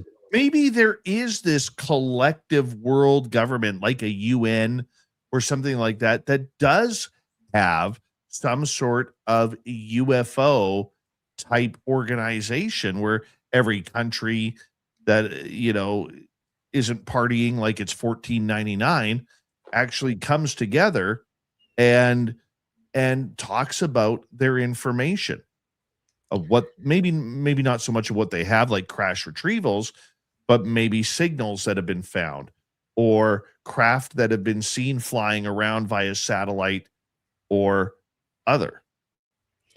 I mean, I would think that you would have to stay, there would have to be open lines of communication such that if there was a UFO flying around in airspace in Russia shortly after World War II or during the Cold War, you would want to be able to say, that's not us, right? So that you can Right. hopefully de-escalate a situation. So if nothing else, then to basically, disown the things that are being seen and maybe be able to provide evidence that supports that they're not ours. If that's all the conversation that's open about the topic, I think that would be enough, because then at least you would know, hey, Russia's reporting that they had these two fast movers tracked by a submarine, and they're accusing it of being us, and we can say, no, it's not us. We don't have anything that can move that fast. Don't tell them that, but just tell them it's not us, something like that. So I think that's one aspect. And then the second, because like you talk about the space programs across the various countries, and you've got the European Space Agency, and India has their space agency, and China, and etc. I would think that all of those space agencies, as scientists, let's say, they can put aside their different political differences, and stay connected with one another to share potential. I know you don't like to use the word threat, but threat in the sense of not knowing what all is in the sky when they're launching millions of dollar rockets into space to try to help, understand what they need to try to avoid. All right, let's move on to another topic. Apparently, in Vermont, they seem to be jumping on some sort of UFO bandwagon here. Yep. We talked about last week, New Jersey passed a bill that set aside some money for aeronautic training. And in that, they included some UAP task force language. Now Vermont has gotten on board, and they've proposed a bill. It hasn't been voted on or passed yet, but they've proposed a bill that would establish a UAP task force for Vermont that would then coordinate with local and federal agencies in the federal UAP task force on all UAP sightings in Vermont. It would also, there's a really key line on like the third or fourth page of that bill that says that they will publish a public-facing website with their meeting minutes and their findings for each case. So, that could be a step in the right direction for transparency on, this topic. Do you see a lot more universities kind of jumping on board now that there's one in Vermont, one in New Jersey? I think it's possible. I mean, in my opinion, that's what's been missing and why mainstream science hasn't really treated the topic seriously, is because there's no dedicated funding for them to do so. Professors and scientists and things in universities, they don't just get to go off and investigate on a whim what they think would be cool to check out. They've got to have funding to do that. And so they can propose grants and things. But now if funding is being set aside at the state level, instead of waiting for the Fed to set it aside, then that may be an encouragement to help some of these universities to investigate the subject. And even if they go into it, investigating it to prove it false, as long as they hold an open perspective, open perspective, if they find enough evidence to support some of the cases to not be false, that they would also publish those results. Well, you know what? I think we're going to see more universities jumping on board. And look, apparently there are a lot of universities that are putting funding into studying this. We know, obviously, Stanford University does with Gary Nolan. Yeah. Rice University has a large continuance of studying people who've had UFO experiences. Okay. There are, I believe Harvard is also doing the same with looking up in space for anomalous activity. They all may play a different game, but I mean, apparently, if you take the word of Chris Bledsoe, who we talked about the other night, okay, he has had numerous university scientists come and work with him or study him and his family about the phenomena that's around them. And they've been from universities all over the world. I think it is still very taboo for the subject, but I do see this moving forward on a scientific level. How about you? I agree. I think, again, my hope is that um, as scientists, they take a non-biased approach, right? And they just go where the evidence leads, and they publish their results, as they would for any other scientific endeavor. Sounds very cool. Very cool. All right, let's move on to another subject here because we do have quite a few. Talk about the story in Roswell. UAP film being set up Yeah. here. So director Scott Cooper, who, if you're not familiar, he recently did that kind of little docudrama about Bruce Springsteen and his up and coming, how he became who he was. And so there's a story out that he's looking to do a UAP film set in Roswell, New Mexico. And that this is the kind of blurb about the movie. The film follows a rancher who finds debris scattered around his property, with the government soon intervening as rumors and conspiracy theories begin to swirl about a UAP related event. So I think Wow. this is really, I mean, I hope they do it justice and they don't make it like they don't conclude the movie with it being a weather balloon. But I think it may indicate to, I wonder how much influence Spielberg making his film is having on other directors and their interest now in making their own films. That is probably something that is going to re-spark the UFO / alien contact type of phenomena within Hollywood. And you know what amazes me about it? Some of Hollywood's biggest movies have been sci-fi thrillers about UFOs and ET contact.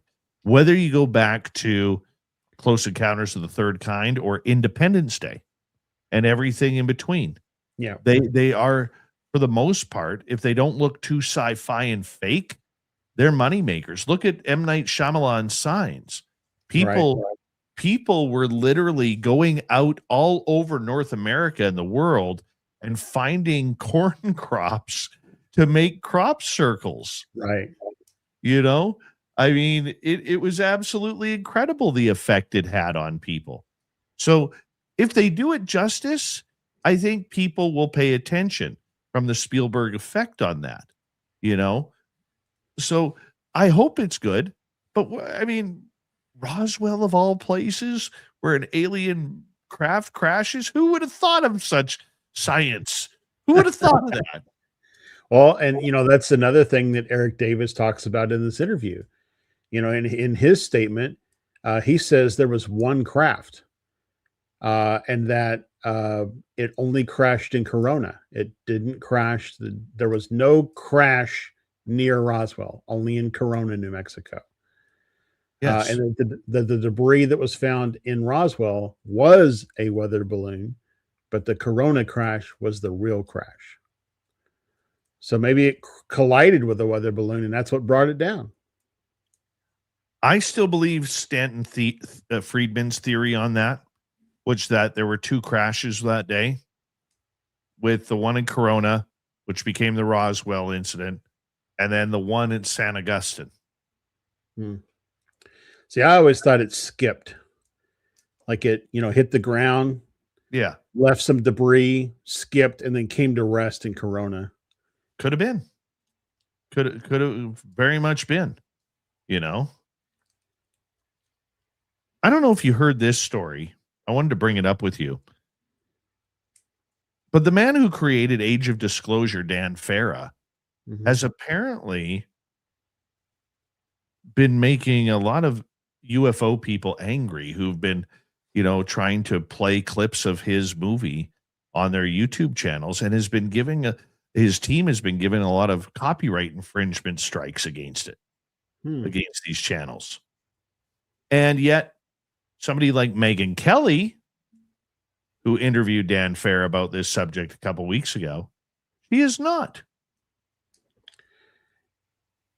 I wonder if in the case of like Megyn Kelly, if their program was provided clips by Dan Farah and his production company to air as a part of the interview versus people who are renting the movie on Amazon Prime and then using screen grab technology to grab these clips and things as opposed to being provided. It I don't like copyright infringement shouldn't matter if it's a UFO related document, movie, or if it's the next Pirates of the Caribbean. Like it should not matter if you if you reproduce any part of the video, that's copyright infringement. Now, the whole thing around, you would think that they want people to know about their documentary to go watch it. And so the inclusion of various clips from the movie as a part of podcast things or whatever on YouTube may be a way to help spread the word. So flag it as copyright. The person who uses it in that particular video doesn't get to monetize off of it, or they have to share the monetization if they receive any.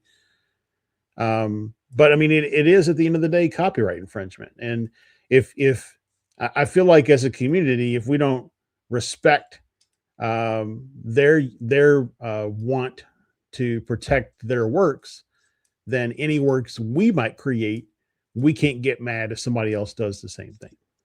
Well, a lot of people will hide on YouTube behind the what do they call it? The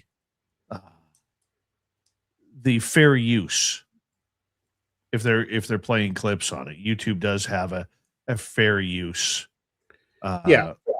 Which is anything that has appeared on the news. So like if you go and you grab a clip off of Megyn Kelly's show, off of somewhere other than YouTube, that has within her show the clip from Age of Disclosure, then that might be considered fair use, because fair use is typically like if it's publicly available, right? Right. But Age of Disclosure is not publicly available. You have to rent it or buy it. Here's the one point that I want to get. We got about 3 minutes to go.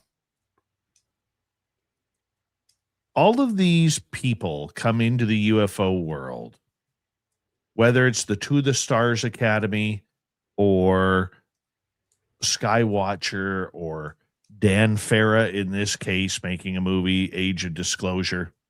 Okay, they all come in and they know that they are going to be showered with love from the UFO community for the most part. Sure, there's going to be a fringe few who are very loud about grifting, about proof and evidence, and cut everything down like you're slicing a hot dog for a kid. Okay? But the one thing all of these people and groups have in common is, even though they want your money for their film, they want your money for your support, they want your money and your attention for everything, because the UFO world is a very passionate world and will do anything to help move the cause forward. The one thing these groups all have in common, Josh, is they all want the UFO world to stay over there. We'll take your money, we'll take your emotion, and if you're going to talk about my film, or you're going to use a little 10, 20-second snippet of my film, I'm going to nail you for copyright infringement. In the meantime, a lot of these people have paid the $20, $30 on Prime to see this movie. Right? Yep. So, and I know this because I get hit every show I do on Spaced Out Radio gets hit with copyright infringement. I don't know if you knew that or not. Yep. Because ASCAP, which helps music artists like Ron Bumblefoot Thal, who does our theme song, okay, it protects their music. So every show I have to file a copyright infringement claim that I have permission to use his music. It's annoying as anything, but I have to do it. Right. Okay. So I'm very familiar with that. But I think a lot of these groups, it's amazing how all of these people, when it comes to involving documentaries or whatever with people on the government side of things or the scientific side of things, they only want the money. They don't want you or me or anybody else, talking about their movie, critiquing their movie. They'll let Siskel and Ebert do it if they were both still alive, but Josh Rutledge and Dave Scott, not allowed. Yeah, I mean, I hear your point of view. I definitely, and it's a valid point of view. I don't know. I don't know what. Yep. We can talk about it next week when you're on the show. Josh Rutledge, everybody, as we say hello to Mr. Ron Bumblefoot Thal. Rocking in the background with Little Brother is watching. Bumblefoot is the official music of Spaced Out Radio, rocking us in and out of every single show. Get your horns up for the guitar god himself. Special thanks to everybody listening in at work, at home, in your cars, wherever you may be. Thank you to everyone in our chat rooms tonight. YouTube, Twitch, LGAP, Facebook, Spreaker, LinkedIn, the Space Travelers Club, and on X, #Spaced Out Radio. Remember, this show is copyright by Spaced Out Radio, Bigfoot Broadcasting Limited. Thank you so much for choosing to share your evening with us, because together, my friends, We're watching. we own the night. Mr. Bumblefoot, we need a favor. We need you to take us home.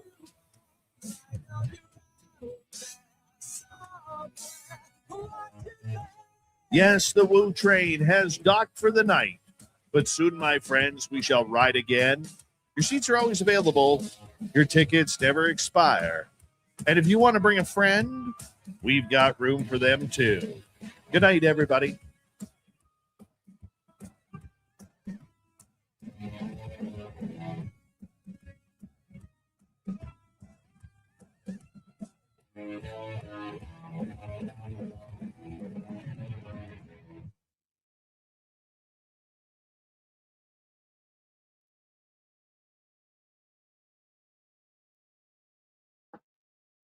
I just want to finish my thought because we ran out of time and I know you wanted to speak about it. I think for a lot of these people, look, they want to protect their investment. Just like I don't like it when somebody uses my show. Okay. If you're going to use a clip from my show, that's fine. But there is a lot of attack YouTube channels out there that will take your interview, use it as a fair use, that they are going to break down every single word because maybe they don't like you or maybe they don't like the guest. I know it's happened to me, okay, on a couple of different channels. I know it's happened to other hosts, and I can sense the frustration of that. YouTube doesn't, in some ways, does a great job at protecting people's content, but it also at the same point does a weak job at who or what it targets. And if Dan Farah is targeting one, you need to target them all. Right? Now, you're right about the Megyn Kelly thing, that she invited them on the show, probably said, hey, do you have some clips we can play? And he provided them. Right? But we get all of these people who come into our field, they ignore most of our shows, most of our podcasts, most of our YouTube channels, like 99% of them, right? But they'll take your money. like everybody in the audience, when it was announced age of disclosure was coming out, I remember reading our chat room. About 90% of the people said they were going to pay for it to watch it. Mhm. You want our money, but you don't want to give us access to who you are, what you learn, why are you doing it? Right? Because I don't have Mary Hart's legs on Entertainment Tonight. Yeah, I mean, like I said, it's a valid point. And it's something we've talked about before, is that, these newer, I would say anybody associated with the UAP disclosure topic, they want to be seen with some greater legitimacy than any of the people who came before them who called it UFOs. And True. so I think in their minds, in order to establish that legitimacy, they have to go on more mainstream shows, or maybe shows that talk occasionally about UFOs, like News Nation or Joe Rogan, but they're still also they cover other things that are not exclusively in the UFO / woo topics. But anything that's not, that like your show or anybody else, unless, and there seems to be one caveat, unless that show has like millions of subscribers, then they'll go on and do it. But other than that, they don't want to have anything to do with it. And I think it's because they feel like if they go on those shows, it somehow hurts or impacts the legitimacy of the topic. But I would say that if that is their mentality, that type of thinking hurts the community. It doesn't help it. I would agree. I it's nice to see you actually get a little bit emotional about that. It really is. Well, I mean, at the end of the day, it's their content, and however they want to advertise it, there's nothing really I can do about it. But I think it also, in a way, it ignores the groundwork that has been laid for them to make movies and shows and documentaries like they are, and get access to mainstream media. Right? It ignores the shoulders of the giants that they are standing on to reach the new heights. And I think that's the problem that I have. That's the part that I have a problem with. Nothing in Age of Disclosure is new. Nothing. Honestly, it's named people talking about accounts and events that have been talked about for 50 years. All of a sudden, Marco Rubio talks about it, and it's brand new stuff. But it's not. There's nothing new. Like that, the re-release from James Fox on The Moment of Contact, I was rather I did watch it.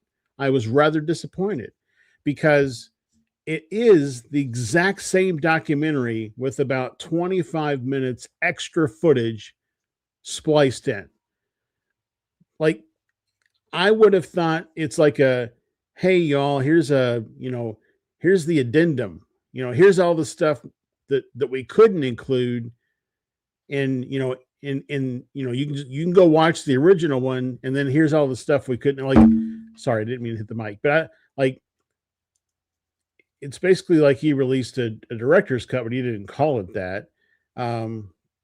He presented it like it sheds light on new aspects of the case, but it doesn't really. Like, it has the interview of the doctor who's apparently sat in front of one of the creatures that was being treated in the hospital, but we already knew they had captured creatures. So like, there's no significant new information that is provided with this inclusion of this new interview. So, I kind of feel cheated on that a little bit. Like, I bought this thing again, and all I got was a hologram pack with some bubble gum in it. It's just there's not a lot of meat and potatoes on that one. Mm-hmm. That's right. That's right. There's not a lot of meat and potatoes. And, the UFO community, we're arguing over scraps. Okay. Like imagine taking a bunch of crackers and crumpling them in your hand and then putting them in your soup. There's always those crumbs that fall out of your hand and onto the floor or onto your seat or whatever, onto the counter. That's what we're arguing over. Literally, those crumbs. And that's what I don't, I wish the UFO world would wake up a little bit to see how they're being played. And it's funny because Nicole Sackich and I called this about 5-6 years ago that this was going to happen. That we were watching all of these factions. Faction probably isn't the right word. Maybe cliques. We were watching all these cliques form up. Who is forming with who? Right? This is prior to Jesse Michaels and Chris Ramsey and that Jeremy Corbell wasn't working with George Knapp at that time. Okay. So we were watching all of these cliques form up. And it was interesting to watch the dynamics of where all of these government people and scientists, where they were formulating their their information to. Okay. A media attack, because they were blitzing one side with all the information of people you had never heard of before. And then there was nothing for the rest of us who'd been here for a while. It's very intriguing to go back and watch that. And you're right. There is a great divide between the UFO news and the UAP news. And you know what? The UAP side has most of the people who are very in depth, pardon me, my lips get stuck together, with social media. They know how to work YouTube and the algorithms. They know how to work the channel to make it look like a very highly professional production with camera work and editing and quick frames and absolutely everything in between. Right? Yep. Yeah. I mean, all I can hope is that,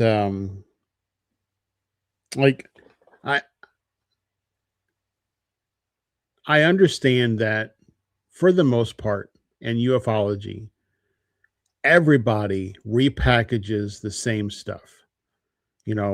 There's probably 30 books out there about, the blimps of the 1800s, and probably another 30 books about Roswell, and another 30 books about, so on and so forth. So everybody repackages the same stuff, because although there's a lot happening, there's not a lot happening that hasn't already been covered, that, so people just regurgitate new ideas, new whatever about the same old cases. So it's not a matter of me that, for me, that they are repurposing or recovering content. It's, for me, it's a matter of they're presenting it as if it's new information, but it's absolutely not. And the perfect example of that, and once again, not a shot at Skywatcher, but the way that they brought out psionics like it was something they invented. Okay. The rest of us who had summoned UFOs or CE5 UFOs or heist UFOs, we're all like, guys, this has been around for hundreds, if not thousands of years. Why are you making it sound like you guys have found this out and you guys can use mental telepathy to summon in UFOs? But you're calling it the fancy, the New York steak word of psionics. And I actually mentioned that to Jake Barber on X one day, and I was grateful that he actually said, "You're right. It has been around a long time. We just changed the name, like they have to change the name with everything to give it more credibility."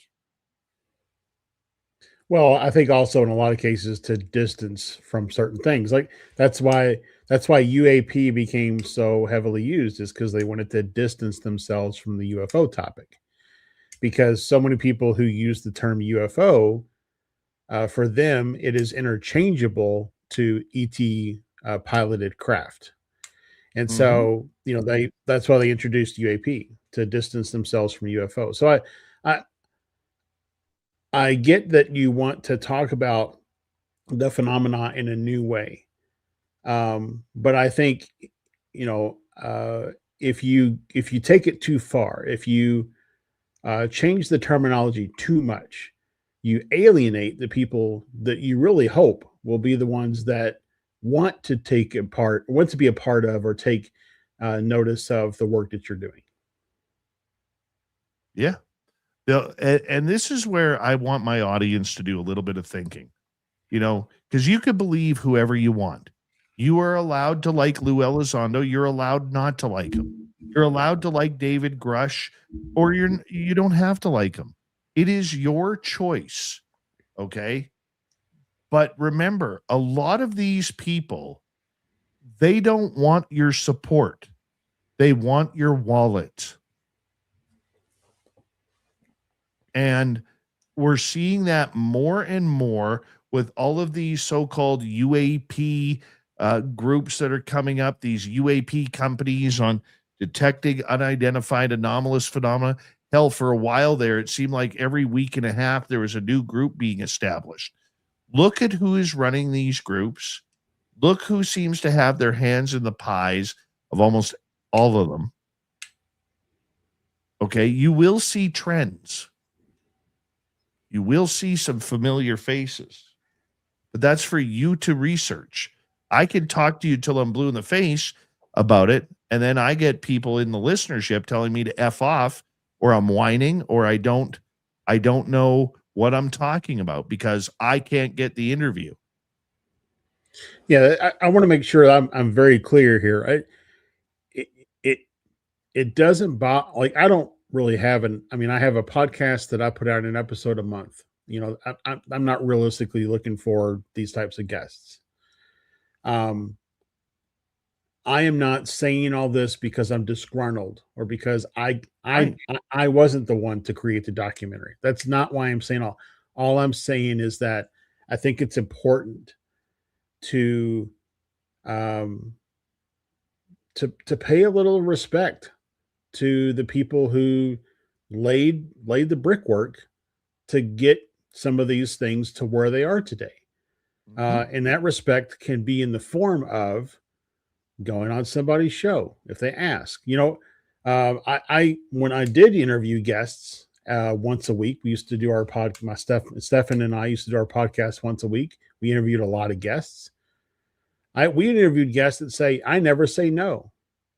I never say no to an interview request, because you guys are out there working hard trying to get this information out there, and I want to help you out. So, you know, Absolutely. it's if you want people to watch your documentary, if you want people to tell their friends about your documentary, go on the shows where the people who like you said, Dave, where the wallets are, then Mhm. and spread the good word, go yell Absolutely. it from a mountaintop or whatever. But and I understand you're trying to grow the community, and so you want to go on mainstream shows too. That's fine. Do both. There's nothing that says you can't do both. Mhm. I'll give you an example of that. When Lou Elizondo's book came out, a couple months before it came out, I was contacted by his publishing company. And I still have the emails. Okay. I was contacted by his publishing company who wanted to get him booked on Spaced Out Radio within the first 2 weeks of his book coming out. And then it went to the first couple of days. Okay. And then all of a sudden, it went to not hearing from them for 6 weeks. Let's book a date, please. Let's book a date. Mhm. And then it started, well, he's got a busy schedule. Can you do the interview can your podcast do do the show, record the show between 2 and 3 in the afternoon. I said, no, we already agreed on 2 hours. My show is not a podcast. It is a live nightly terrestrial radio show that goes out as a podcast afterwards. You already agreed to the 2 hours. I want my time. Okay? I want my time. And in these emails, I was specifically tagging Mr. Elizondo and his email, which is run by his wife, Jennifer. Okay? And I was letting them know. And then all of a sudden, that interview request started going further and further back. So all of a sudden, it got to the point where it was, we don't know if he'll be able to make time to come on your show, or if we can find time to come on your show. We're getting so many podcast requests. I said, well, I'm not a podcast. Okay, do your homework. You're the PR company. Do your homework. And long story short, I finally had enough and said, you will not play my audience this way.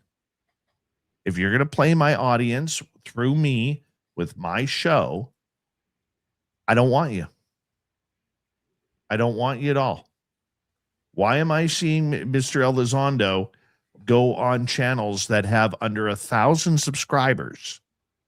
Okay. And yet he is dodging my audience. And it wasn't just mine. Dave Schrader has tens of thousands of people who listen to him. He wanted to interview Jimmy Church. He's got 120,000 subscribers. It's a great following. Okay. I have, if we go by our latest radio stats, close to 300,000 people listen to us a night on terrestrial radio. That's a big number. Right?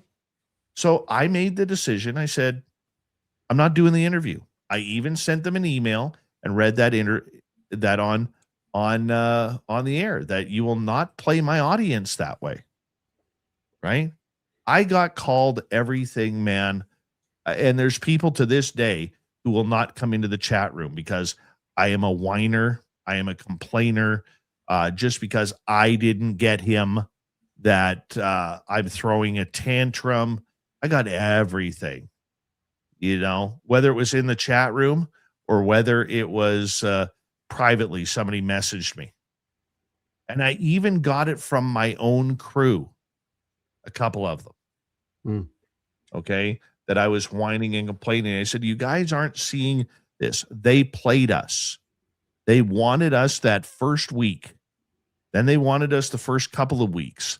Then it went from month to month to month till we don't know if he'll ever do the interview. At what point do you protect your audience? Yeah. Right? Whereas you talk about people who you had on your show, like saying, hey, man, I do all the shows. I'm appreciative of it. Stanton Friedman was that way. When I had just a couple hundred followers, Stanton Friedman came on my show and he was like, no, I just love doing this, man. I love talking this topic. He was so real. He was so real and amazing. Right? So what do? You can either stand your ground, like when Elizondo's latest book comes out, I'm not going through his publishing company. I will send him a message directly, and I will say this, Lou, your PR company screwed me the last time. I'll say it a little bit more politely than that. Yeah. Your PR company screwed me the last time. I want the interview. Okay? My listeners are the people who are buying your book. You can go on the media tour. Yeah, of course. You have to go on Rogan.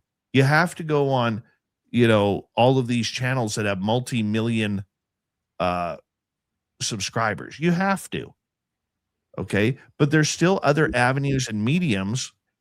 And it's a proven fact, okay, statistically, in sales, that people who You can have 1 million subscribers on your channel, okay?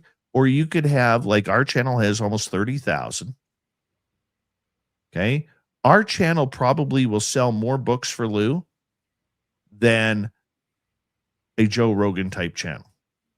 The reason why is our audience is impassioned about the subject and puts their money where their mouth is.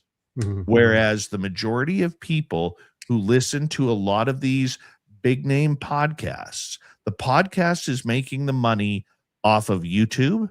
That's where they get their money from. They're not getting it from the people at hand.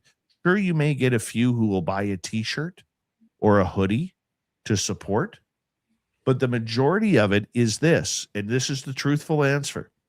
Okay. And I've said this before. I'll say it to all of you. My daytime job, I work in the automotive industry.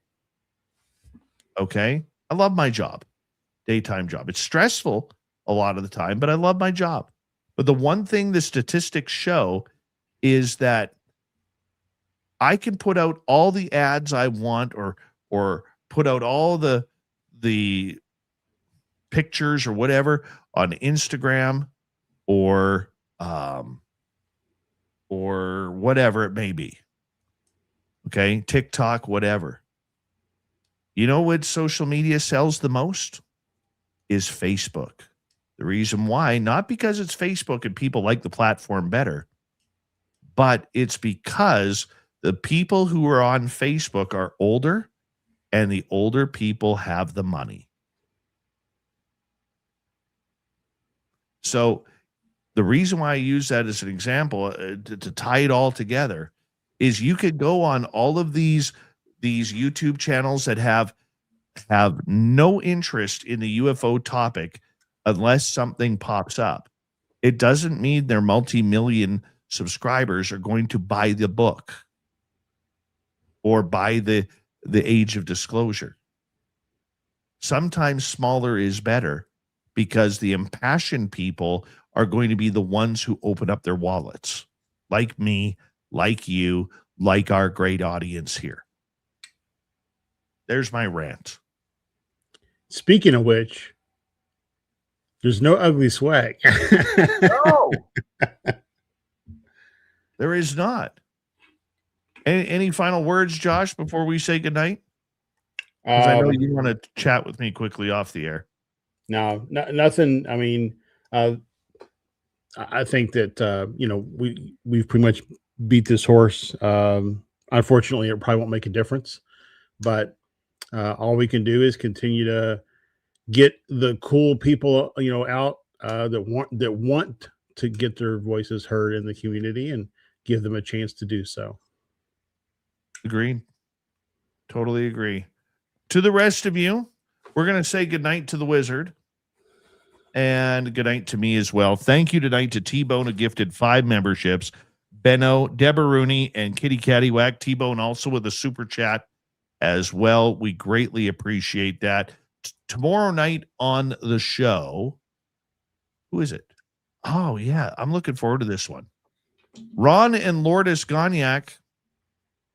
We're getting into metaphysics, paranormality, and seances tomorrow night on the show. So make sure you check in 9 p.m. Pacific, midnight Eastern. If you haven't already, do us a favor.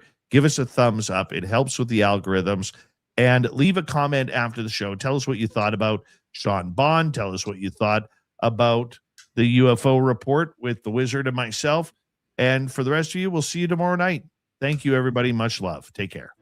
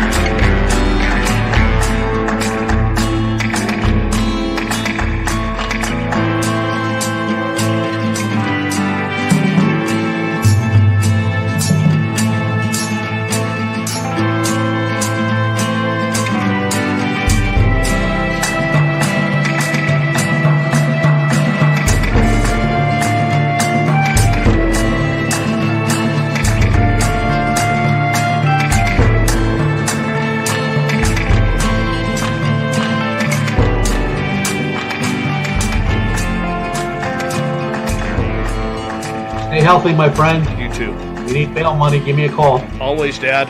Take care. You too.